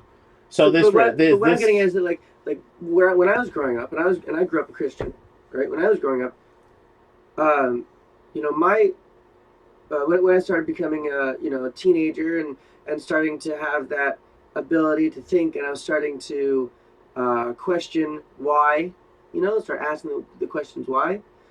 My family said, you can try whatever religion you want. Like, just pick one. Like, if you want to go be, Jewish, do it. or if you want to go be Catholic, or and if you want to be an atheist or whatever. And that's awesome for your family, but not the majority of people don't get that opportunity. But that's what I'm getting at. Is that's what I'm saying is you're right that conversation needs to be there, but I think that conversation needs to be in the home. Like the purpose of a church is to convert as many people into the church so that you can all go to the same heaven. But yet again, I don't know too much about the Mennonites or the Amish I'm just kind of glossing past that and saying that in this context, the idea of a religion, what was it? Because I'm not as very well versed in the Bible anymore. But what was that saying that a lot of it's like a Bible verse or something saying that once everyone has heard the word of God, that's when the rapture will happen or something to that effect, right? I'm not entirely 100% on the. I don't know. Okay. All right. There's something to that, and somebody could help me out with that one at some point. I'll relook it up. But there's something about. Put it in the comments below if you guys know what's going on or how we don't have a Jamie. There's something about once everyone has heard the word of God, blah blah blah, then good things and whatever. And from my experience and from my outward view, from what I've noticed, like that tends to be the idea. The church has their idea of what God is, what heaven is, what whatever, and they want it's relative. It may have started off altruistically, okay, and relatively altruistically. Well, this is the God that I believe in, and I'm 100% certain that it's the one and only true God, and this is the heaven, and I want all of my friends and family to go to heaven with me, so I need to convert them all to my God, right? I want everyone with me. I want everyone to be saved, so convert everyone to my God. So that's the point of the church, ultimately, is to get everyone converted to, and then you can argue back and forth day and night. At some point it became a means of power and control and blah blah. And now everyone wants to convert you to their religion, so they can maintain power and control. But whatever, we'll gloss past that, and to get to the heart of it, convert everyone to your religion. So of course, they're not going to ask you to leave the church because they want you in the church. That's why I think, that's why I think as far as what you're getting at, what we're getting at here is that the conversation needs to be in the home. Just like with everything, the conversations, families are leaving those tough conversations to outside people, to the teachers, to the priests, to the pastors, to to the media, to television, to politicians, to teach their kids, how to do certain things. And I think a lot of that needs to be in the home. Like you're right, not a lot of people get the option of have the privilege of having their parents say, you can try a different religion, we'll support you no matter what you do. But that conversation needs to be in the home. There needs to be this is the reason why we are Presbyterian or Muslim or Taoist or whatever. With that being said, yes, I do believe that it should be a thing in the home, and then because I need to go pee, so we'll just go right there. All right. Going back to the whole thing, if it's a religious thing, it should be something that all religions should share. My opinion. Yeah. It's just my opinion. If it's a home thing, I feel like it's not just up to the home, because we don't just learn from the home. It starts there. Yeah. Definitely. We should be able to spark up something. We should go from right there, but it shouldn't just be at the home. We should be able to understand that we are capable of having choice. We are capable of creating. We are capable of making something bigger than us. But it should be something that should be taught to us on a constant. And I feel like this society or this institution in which we're in right now has stripped that away from us.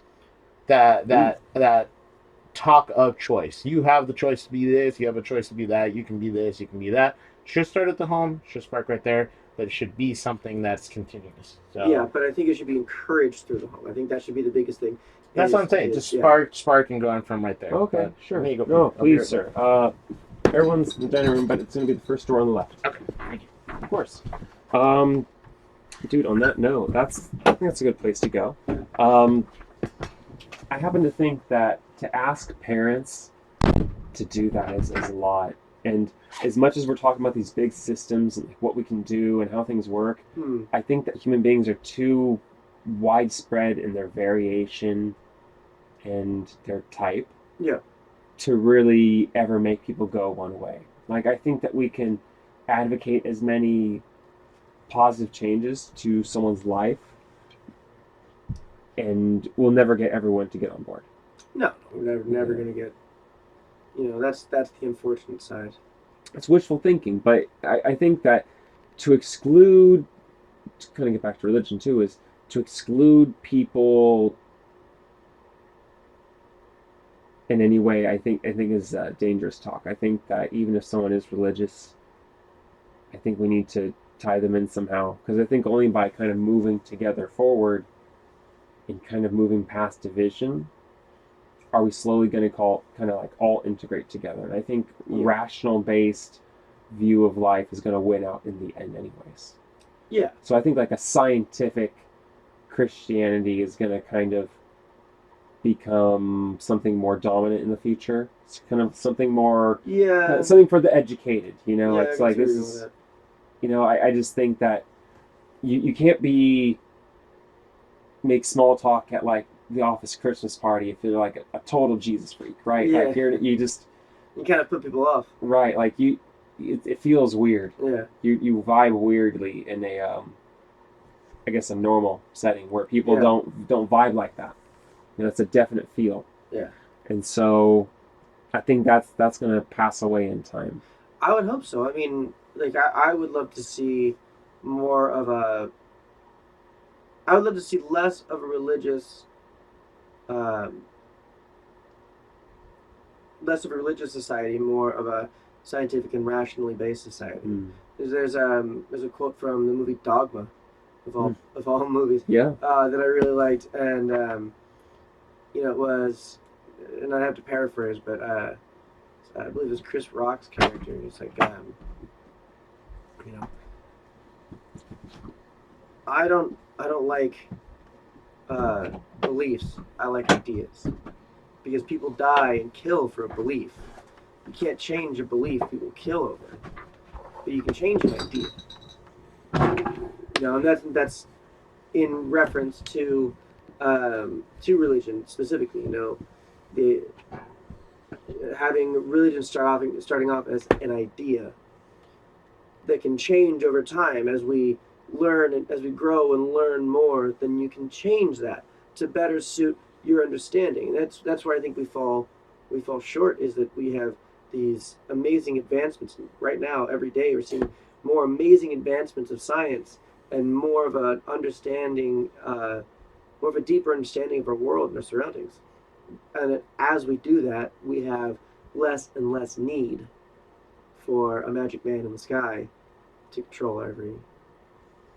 Yeah, because I think we slowly start learning that we are in control of our lives and we can do so much more, I was thinking, and I brought this up with the second episode in the first joint podcast with Luna Wynn,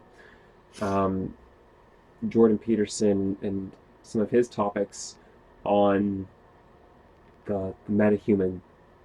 And I think I brought this up again with Andrew later as well, where there's these certain type of story arcs, these mythos that exist in various human culture at various times, but they essentially tell the same story, right? There's other flood myths, there's other such and such myths, various heroic sagas that occur.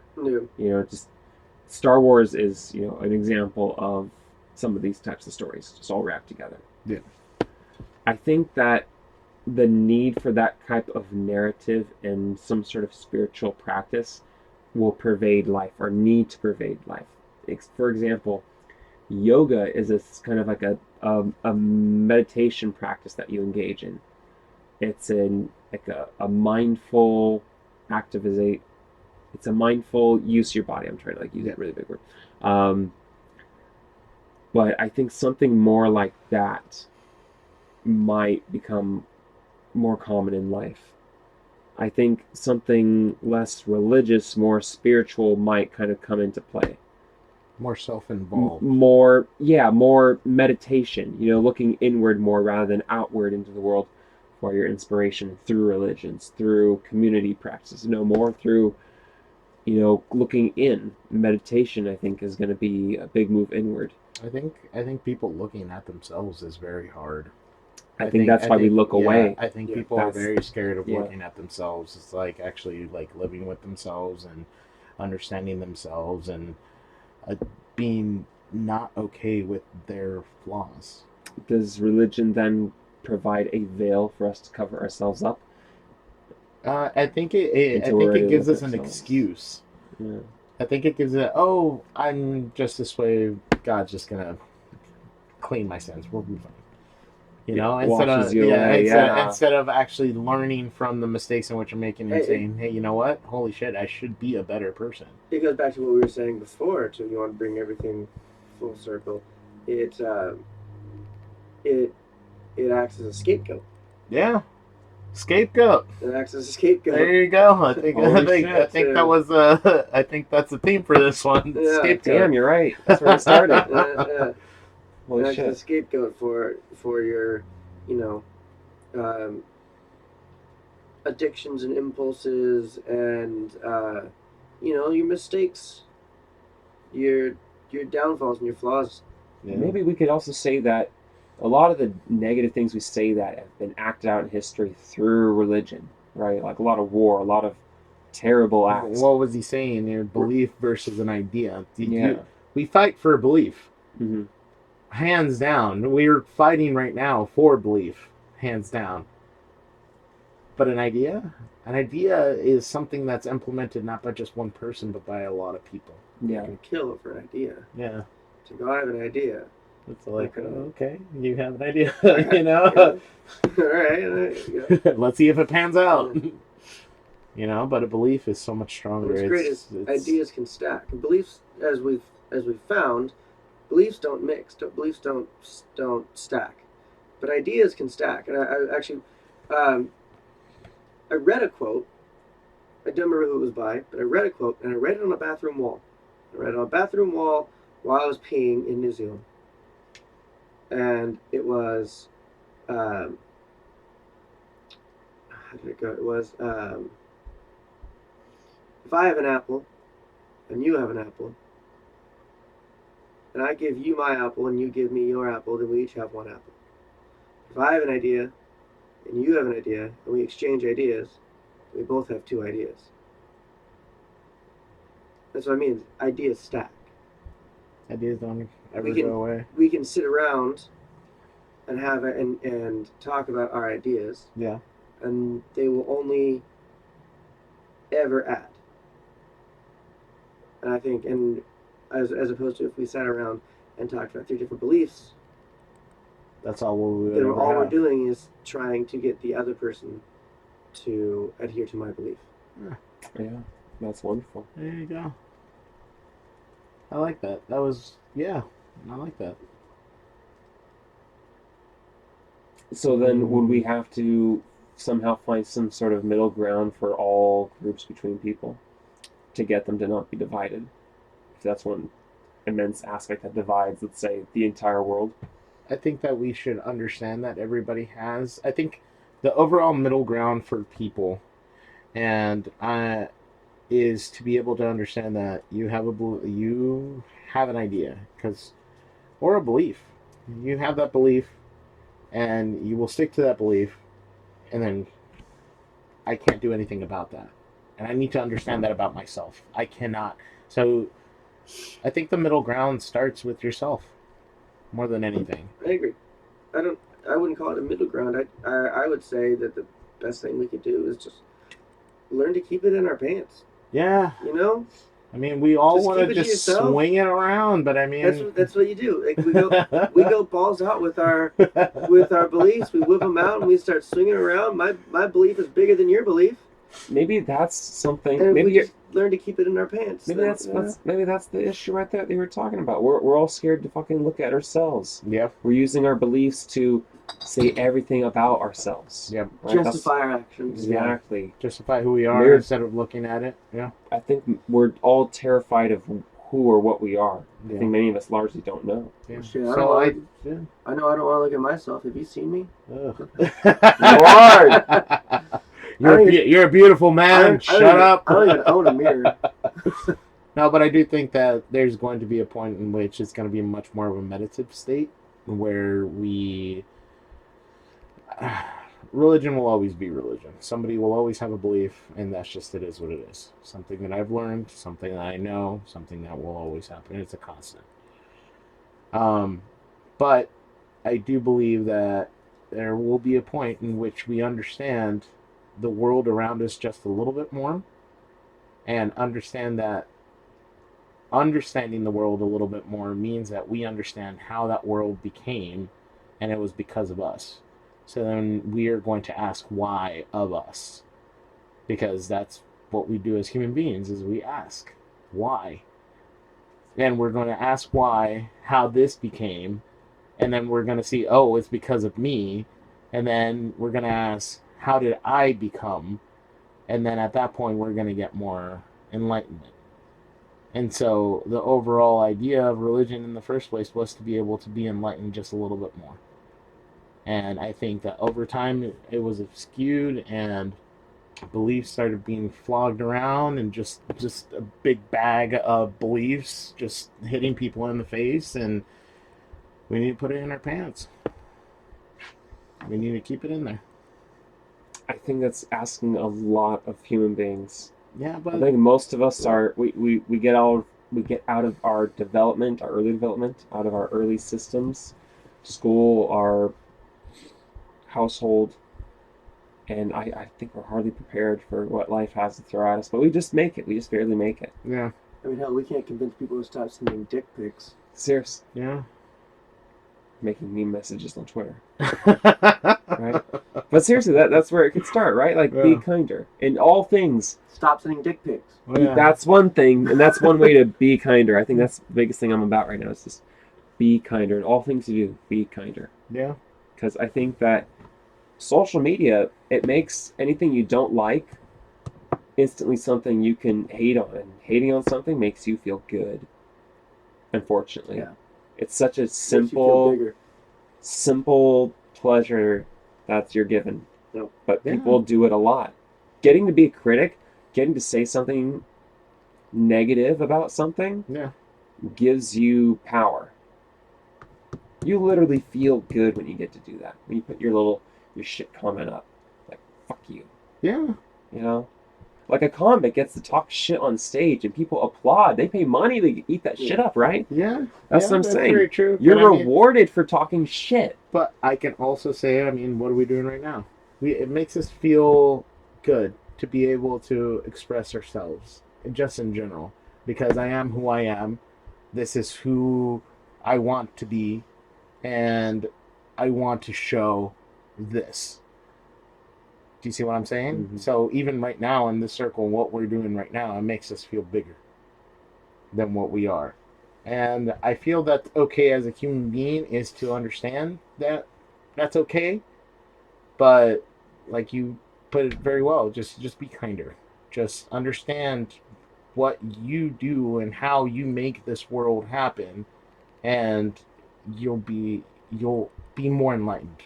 Not that you're going to be better, not that it's going to make you happier, not that it's going to make you sadder. It's just you'll just know. What you guys said about the idea stacking thing and the benefit of it. Yeah. I think it's like that with kindness. So you got like a kindness penny that you can throw out. Yeah. Right? Mm-hmm. So you find a good opportunity to do it and you just go for it and you keep doing that. And, other people are encouraged to, once they kind of get some kindness, then they're doing it too. And they're, everyone's just kind of starting to accrue more kindness all day long, spreading it around, making everyone feel good. I think if we advocated that, that'd be huge. And I think that, as people that have to deal with human beings a lot in the service industry, I think we're probably poised to deal with people the most because we understand them the best. Like, I think all of us could probably advocate a lot of kindness. what do you define kindness to be? Because maybe I'm a little confused on like what do you feel kindness is? I think kindness is having to be very self-aware, very responsible for your own self Okay. and all of your own actions, Okay. being conscious of what you do. It's not strictly, showing kindness to others. It's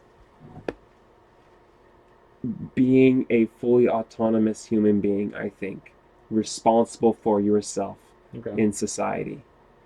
What everyone would like to kind of simply say is, a responsible member of society. Yeah. That's such a small thing compared to what I'm talking about. That's really interesting because I don't see kindness that way. That's, sure.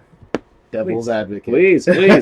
No, I think that, and because I don't think it's showing kindness to others strictly. I think that just comes out when you are self-aware of all of your own thought processes and your outlook in the world. I think having to be responsible for what other people do not understand Mm-hmm. is a monumental load.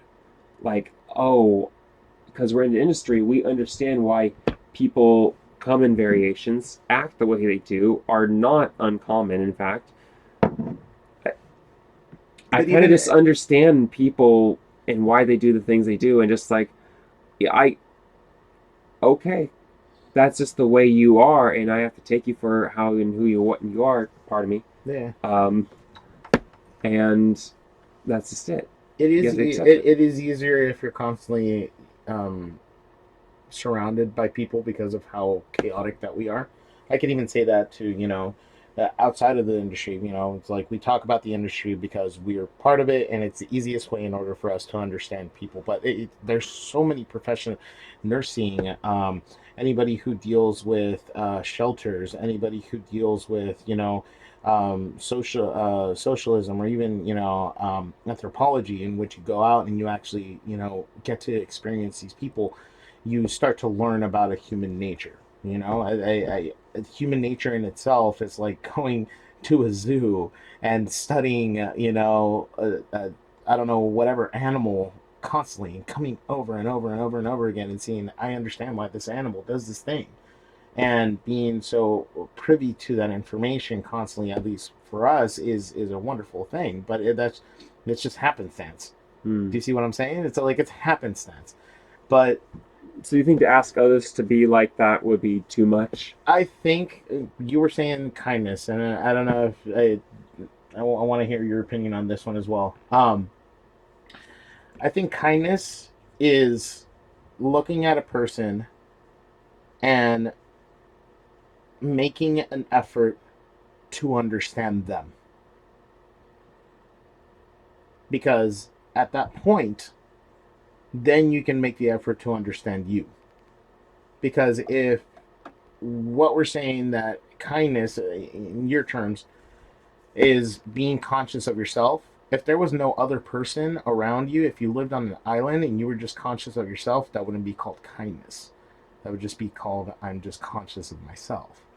You have to understand a person. Not have to, but willing to understand a person and why they are the way that they are. Going outside yourself.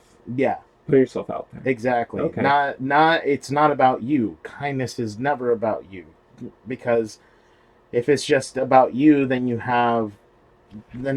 nothing else matters other than you. And that's not what, Could you show yourself kindness?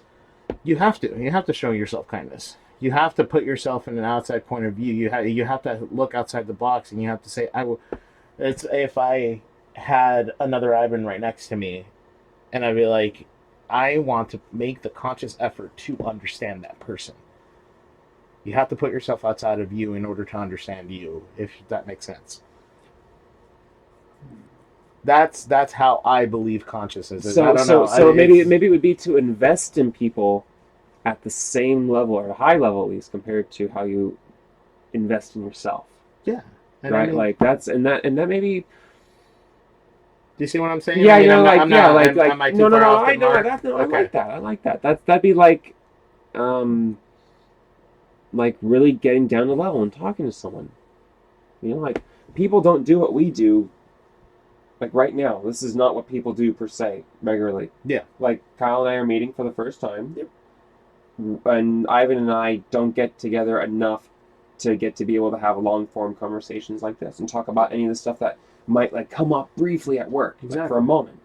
Like just, and for a lot of people, you know, for all the people we know through work, which is a lot of people that you happen to have to know because everyone has to work. Yeah.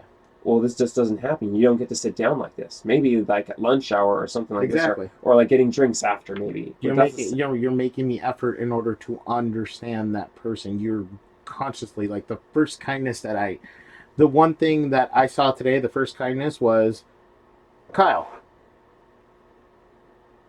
where do you come from? Who are you? You made the conscious effort in order to understand you, and that was the first kindness that happened. Like, that to me symbolizes so much more kindness than if I were just to give somebody something. You know, it's like homelessness and things like that. If I just give a person $1, that is not kindness. That's just I'm giving you $1, and that's it. I'm not making a conscious effort to know anything about you. I don't really give to the homeless. I talk to them. In part, it was because of necessity, because I just deal with them a lot on the public transit system, because they're on it a fair amount, and they hang out around the stops. Yeah. But I think it is more kind to acknowledge them, because they're most used to people not even looking at them and trying to ignore them. Yeah. Exactly. And you see, that's such a greater kindness than to just. It's the perfect analogy for teach a man to fish, and he will eat for the rest of his life. That's the kindness that you're giving people. You're learning about that person. You're learning how it is, and you're helping them. You're teaching them. You're doing something out of that. I mean, it's like, I don't know. What's your opinion on what you believe kindness is? Well, the way I look at it is everybody has a story. Everybody has a voice. And we as a people are selfish. We like to talk about ourselves.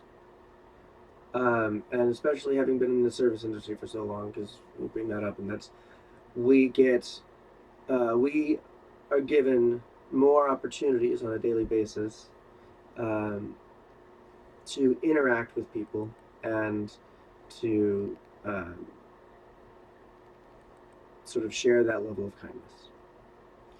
So I personally believe that it's about listening.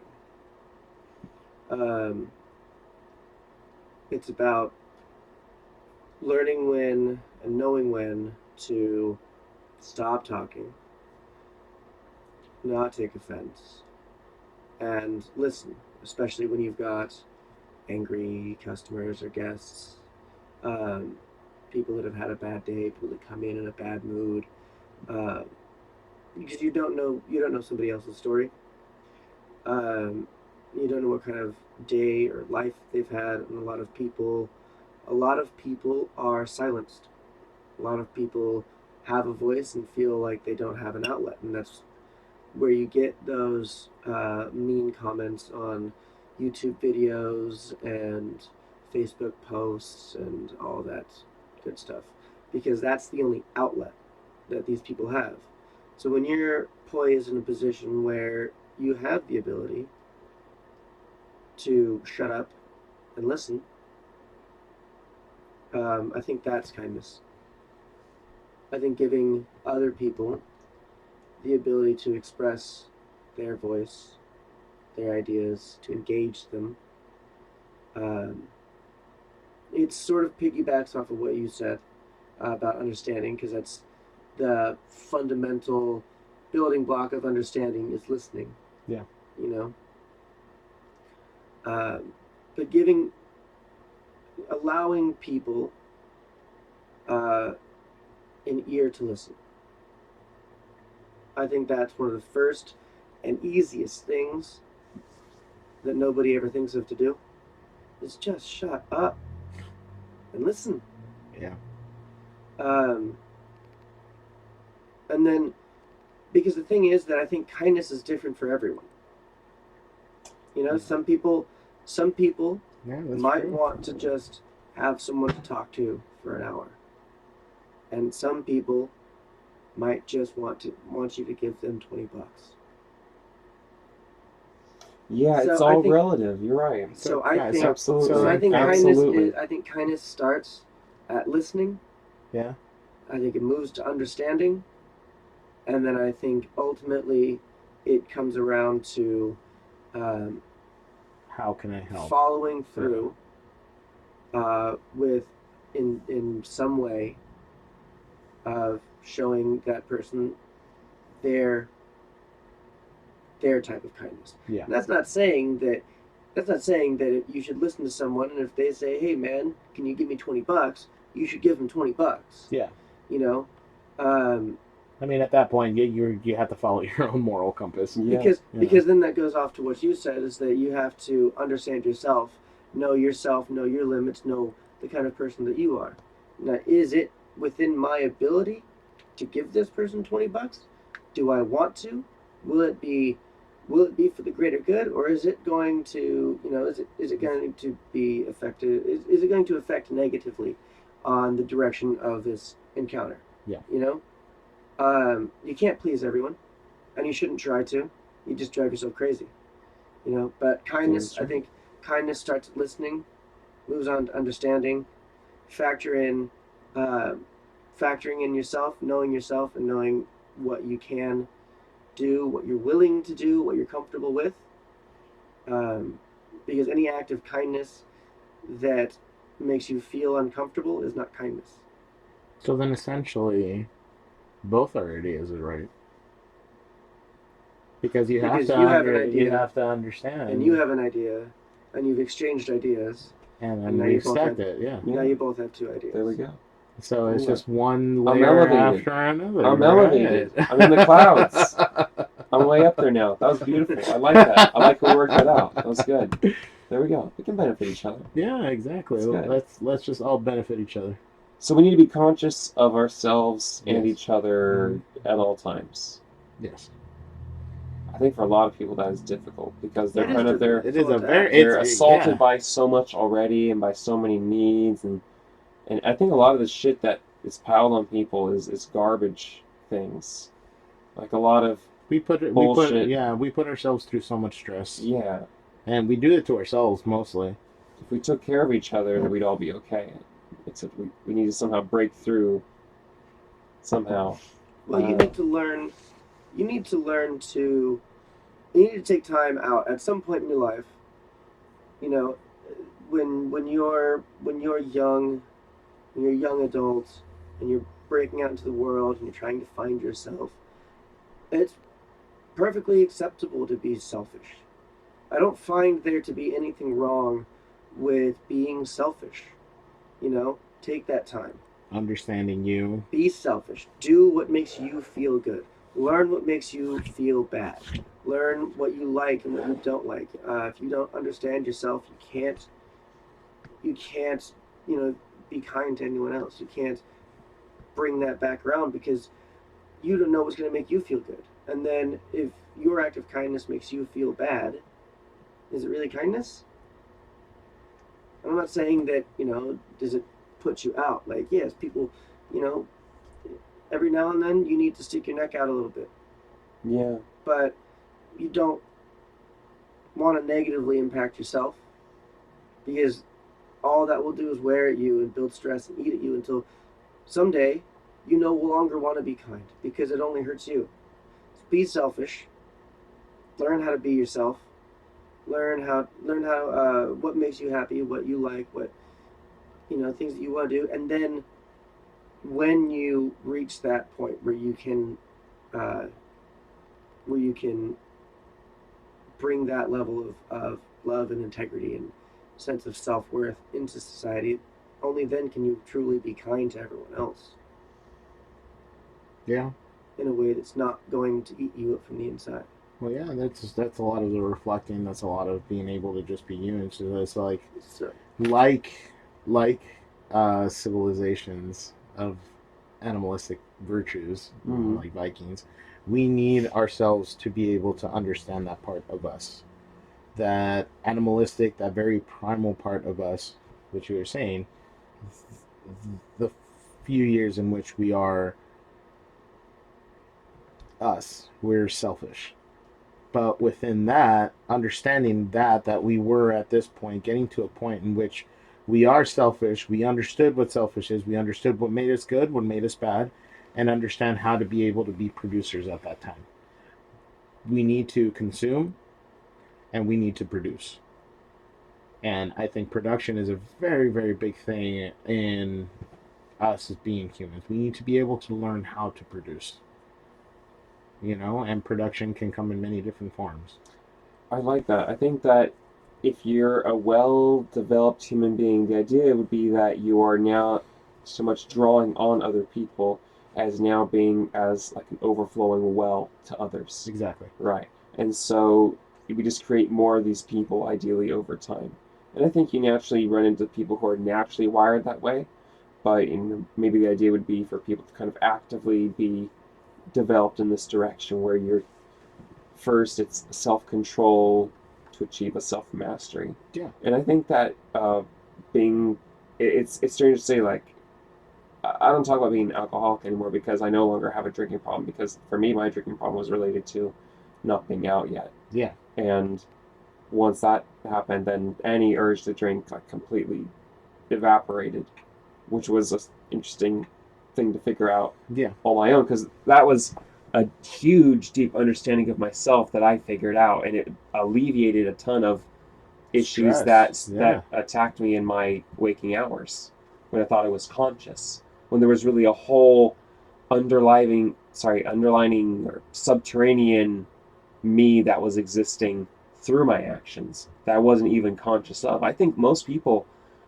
are sleeping inside themselves, really. That people are not really fully conscious of who they are. We're not taught to look at ourselves. Yeah. We're not. Yeah. I mean, that's what we were talking about. any institution that you're in, it's like it needs to spark from the family. It Right. needs to spark from the Yeah. family. And then it needs to be nurtured throughout our infrastructure in religion or in education or in whatever we're at. We need to be able to just, that should be the thing that I feel that should be taught to children is look at yourself, look at what you're doing, and understand what that means.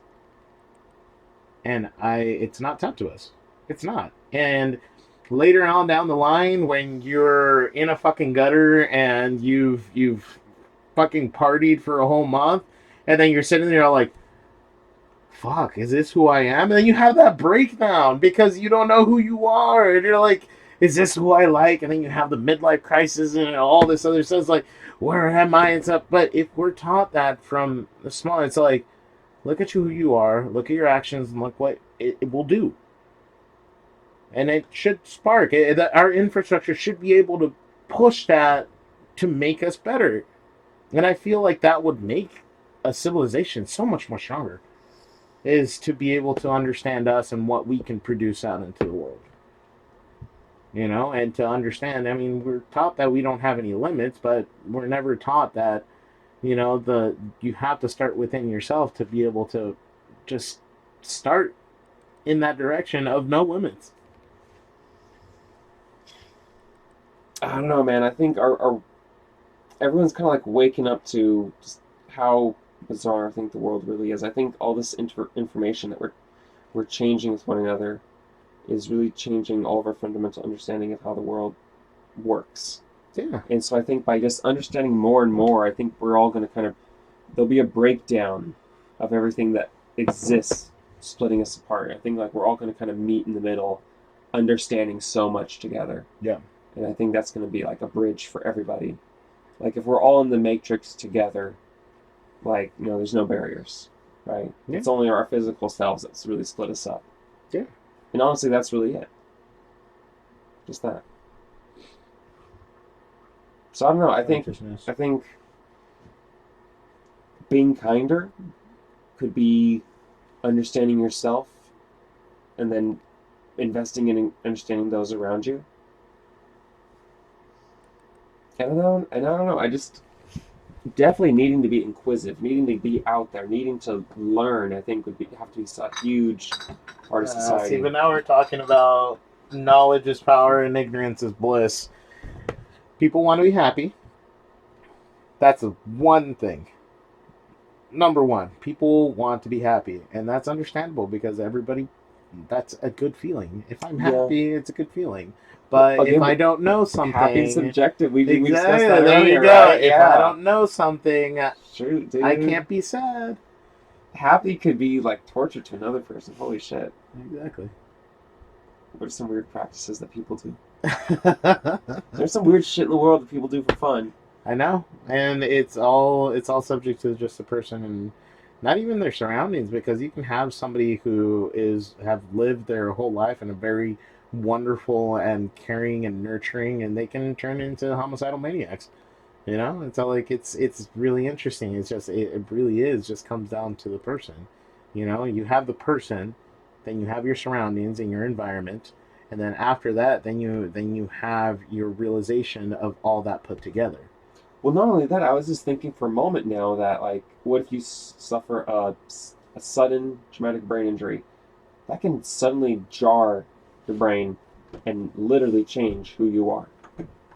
Yeah, you can be a whole completely different person. Yeah. I mean, yes. Think how chance that is, and then you murder your wife at home, and then you're in jail for the rest of your life. Because you got hit in the head once. And you would be okay with it because you're like, that's fuck it. Who you became. Yeah. Yeah. So life can take all of these it's awful twists to begin with. It's chaotic. Yeah. And you know, like we should be fucking kinder to each other because it's like real fucking hard here. It's chaos. It's super chaos. But you know, some people thrive in that chaos too. Some people just, what do they say? Some people just want to watch the world burn. There you go. And you know, I guess, do we have to be okay with that? Yes.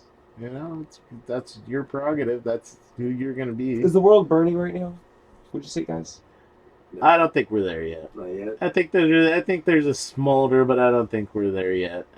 We're heating up, maybe. Yeah, we're heating up. All right. But it's we're warming. It's not there yet. I feel that this Waterworld.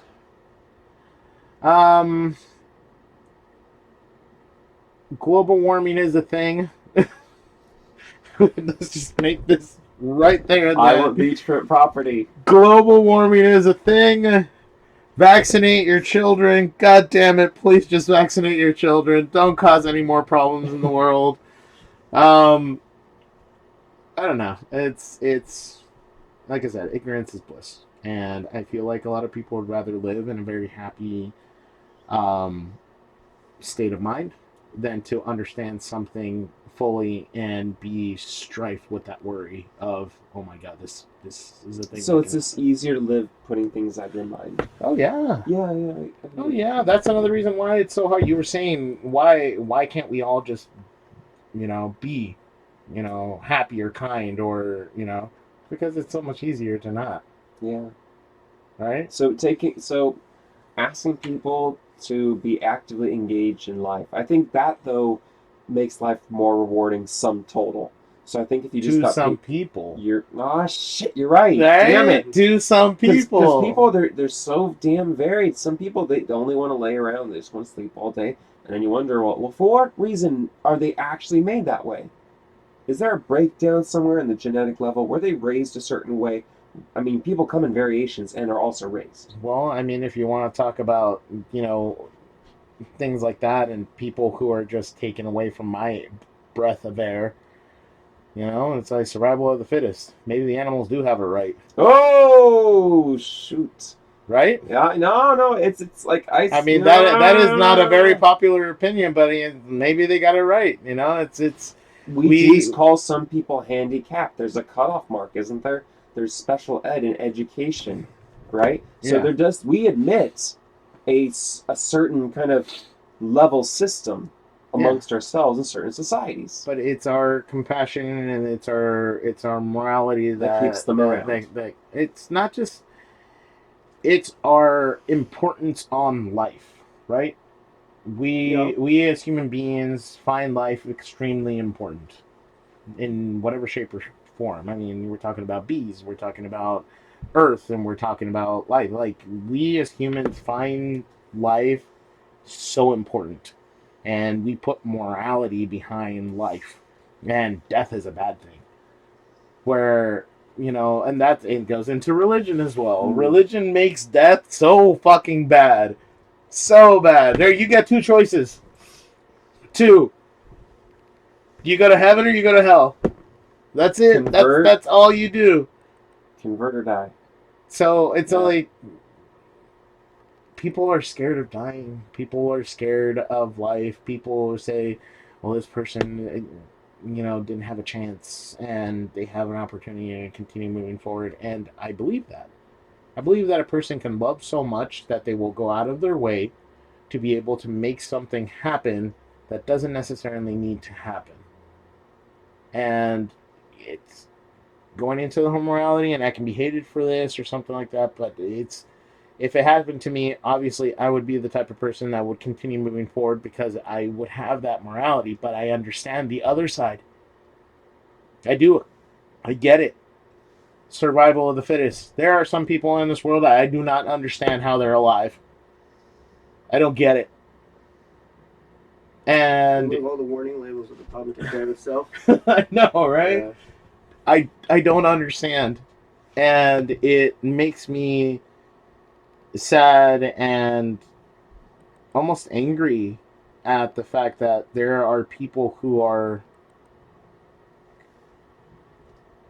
just so beautifully intelligent that are struggling so hard to be where they need to be. We don't exist in a level playing field. I think that life, it seems that we're all becoming much more aware that we're here, we're fully conscious beings, and that we shouldn't have to struggle so much in our everyday lives to just be. The systems don't need to be as hard as they need to be for us to really get by. And that a lot of the decision making is really excised by just a small number of people at our expense. That's generally what the sentiment is coming to for larger groups of people, I think, all over the world by exchanging information alone. Yeah. Right? That money is a fabrication. The currency is going digital. Money is turning into zeros and ones. It's not even real. Yeah, but see, here's the thing. Let's look at information and let's look at money. You were talking about both things, okay? Everybody understands money. There's no real explanation to money. If I give you money, you can go and do things. If you do this, I will give you money. Now, we're talking about existentialism. We're talking about information that actually is important. If I give you that, you don't know what the fuck to do with that. Mm-hmm. If I give this to just a regular person who's not actively seeking information whatsoever, they don't know what to do with it. How does this benefit me? Will this make me go do things? Will I be able to buy a burger with this? No. Only if they buy into such a system. You're right. Yeah, but everybody does. That's the consumer part about it. We need to be producers. We need to push. We need to be able to create wonderful things and be passionate about it and give that to our children so that we can strive forward and go into the stars, fucking terraform another world. So in this world where we exist now, where we consume other people's ideas en masse, we instead need to live or create a world where we each create ourselves. Create ideas. Taking his point of view. Okay. Create an idea. That's what we're producing. If I create an idea and I have the know-how to create an idea, and you know and have the know-how to create an idea, we can exchange those ideas. Right? Right. So then we ourselves are creating a better future for us because now we have two ideas. Okay. And if I have another person who is able to produce an idea, then we'll go from right there. Mm-hmm. Unfortunately, a consumer does not produce an idea. A consumer will just take. And they'll use it, and then they'll get bored, and then they'll put it in the trash, and then you have Mount Crumpet, and then... You know what I mean? So we need to be able to produce ideas. And we need to be able to interchange those ideas. so that we can understand a bigger, broader thing. But we don't see the value of that. We see the value of a piece of paper that's green or blue or purple or has a fucking queen on it or it's Because called we need a that to loony. survive. So in some way, we need to somehow alleviate the need to survive, so we can come to understand each other through this other way. But see, here's the thing: it's like those ideas help us survive better. I know. But there's see. Well, I'm just saying. If we understand, see what I'm saying is that we're coming to that understanding. Yes, that's what I mean. That's what I'm trying to say. That we're getting to that point. So what's going to happen? Are we getting to a bubbling over event? You know, I was kind of saying earlier that we're coming to the our French Revolution, but it's probably going to happen much more peacefully. I think. I don't think we're going to be starving in the streets at all. I think anarchy is just a traumatic thing, no matter what civilization that you're talking about. Like, if we went into full anarchy, let's just play around with the idea. Thor, back me up on this one, because I understand that Thor understands chaos, and this is something that I really appreciate about you. Okay. Okay. You understand chaos. Yeah. You understand what it means, and you understand how it can benefit. Okay. And I feel like there's not a lot of people like you that can see that. Okay. And it's wonderful to be able to talk to him about certain ideas like that. What do you feel would happen if we went into chaos and like anarchy? Like, what would be the first thing that would happen as America that would happen if we went into anarchy? Well, what do you mean went into anarchy? Like the government would fall. Like we just decide to rise up Civil War style and French Revolution style, and or something tear like down that. the government and then start anew. Like, what do you feel? Do you feel like it would go in a blazing glory, or it would just be paperwork afterward? I personally don't believe we have the capacity in our current world, and especially in our capitalist society, to have an chaotic revolution. Yeah. In that sense, where we were to rise up and violently tear down our government and forcibly remove the corrupt politicians and rebuild. I don't think that would happen. I think if anything more realistic were to happen, you're not going to get anything close to the French Revolution style. What you'll end up with is a second civil war. There's too many people. Okay. Because what our politicians do, what our bipartisan government does, is it splits the country into two different people, and then it pits those people against each other, so that when something's going wrong in our government, it's the people that are fighting each other and butting heads, while the government is just kind of pulling strings. I believe that. So I don't think see that. Oh, yeah. I don't. Oh, if that makes me hurt. If at some point the left, because it would be the left, at some point the left rose up in their outrage, and you had some young hotshot as their spokesperson, leader, and rise them up, and we're gonna tear it down, bring down the whole establishment. Well, then you're gonna get all the people on the right who have already been completely adamant about this.